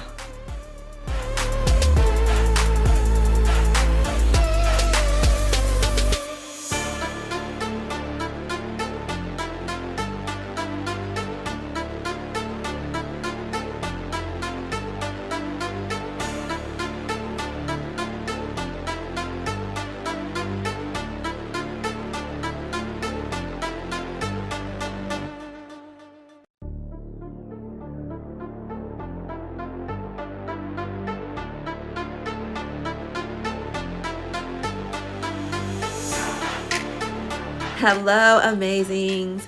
It's Alicia Brooks here to give you an opportunity to work with me. I have been working with amazing clients for over 25 years, one-on-one, which I know is kind of like sort of held me back. But I have shifted my business model to one-to-many so that I can transform and do life together with more amazing women such as yourself and create new memories and experiences together. I told you I knew at age 15 what I was called and purposed to do in my life. And right now, the time is here. I bring all of my life experiences, my hard work and dedication, passion and love for what I do to ensure everyone whom I engage with wins, and we win together daily. So if you're tired of feeling overlooked and underpaid, if you are tired of playing small in life and not living up to your fullest potential, if you have put your purpose on pause and your voice on mute, when you know that you have unique brilliance that the world is waiting on, they're waiting on you to show up. So if you have not betted on you nor committed to you or your dreams, then the time is now. It's time to choose you. It's time to bet on you. It's time to really do you. So, I know that we have to invest in ourselves. You have to invest in our personal and business brands, along with your dreams, your passion and purpose. You don't want that to go away. So if you are not clear about who you are and how you really want to show up in the world, or you are not confident, nor do you have a personal brand that shares your truth and the essence of who you really are, along having your story interwoven into your purpose, and using your past pain to elevate you and turning that into your superpower so you can soar with the eagles, then I would love to invite you to work with me, giving me the opportunity to redefine, reset, and redesign your life and build a personal brand that speaks to the essence of who you are so that you can live the lifestyle you've always dreamed of and desired. So are you really ready for a journey of transforming your mind, elevating your emotional intelligence? How do you show up for yourself, and this before the world sees you? You've got to be prepared. So then there are some of you who are looking and want a little bit more. So you want to go a little bit deeper. Well, it's time now to be a bigger, bolder version of you. So I would like for you to start today, committing to yourself today that you're going to take action. So if you're asking yourself, is there a place for you over here in Brandnequely You Academy? The answer is absolutely yes. I want you to go over to brandheressence.com to see what you can do. Then there are some of you who may be out there and you're like, hey, I've done the work. I've gone within and I figured it all out. I know who I am. I'm ready to stand in my purpose, but I just don't know how to put it all together. Well, I say it starts with the foundation, which includes my 7 M's: mastermind, mindset, mission, mastery, your message, your methodology, your makeover, so that you can be memorable for your money. I want you to create a personal brand that attracts and not repels. You want to be able to work with someone who can take you step by step through the process of figuring out who you are and what is your personal brand, along with what does it stand for. And if that is you, there is a place for you here as well. So let's connect, because that's really where we can begin to mastermind and come together and make your big ideas come into fruition, because they've been brewing for so long and we need to make them relevant and real now. If you commit to yourself for 6 months or maybe a year, you will be able to make leaps and bounds to live a bigger, bolder version of you and to truly show up for yourself, for your family, and for the world. The world is waiting for you. So what am I saying? It all starts with you going over to brandheressence.com, making a decision and a commitment to yourself so that you can figure out which pathway is going to be best for you. And I promise you, there's a pathway for everyone. You should always invest at the level in which you want to see the return on investment on you. It is an investment and not a cost. So when you are leveling up your brand, remember that. Let's continue to have these powerful conversations about you being the biggest, the boldest, and the bravest version of you. Go to brandheressence.com, and I would love to connect and work with you. But not only that, I would love for us to win in living a bigger, bolder version of us in every single area of our lives. Let's do it together. Let's do life together. Remember, go be and live your brand, because it is the year of you. Mwah.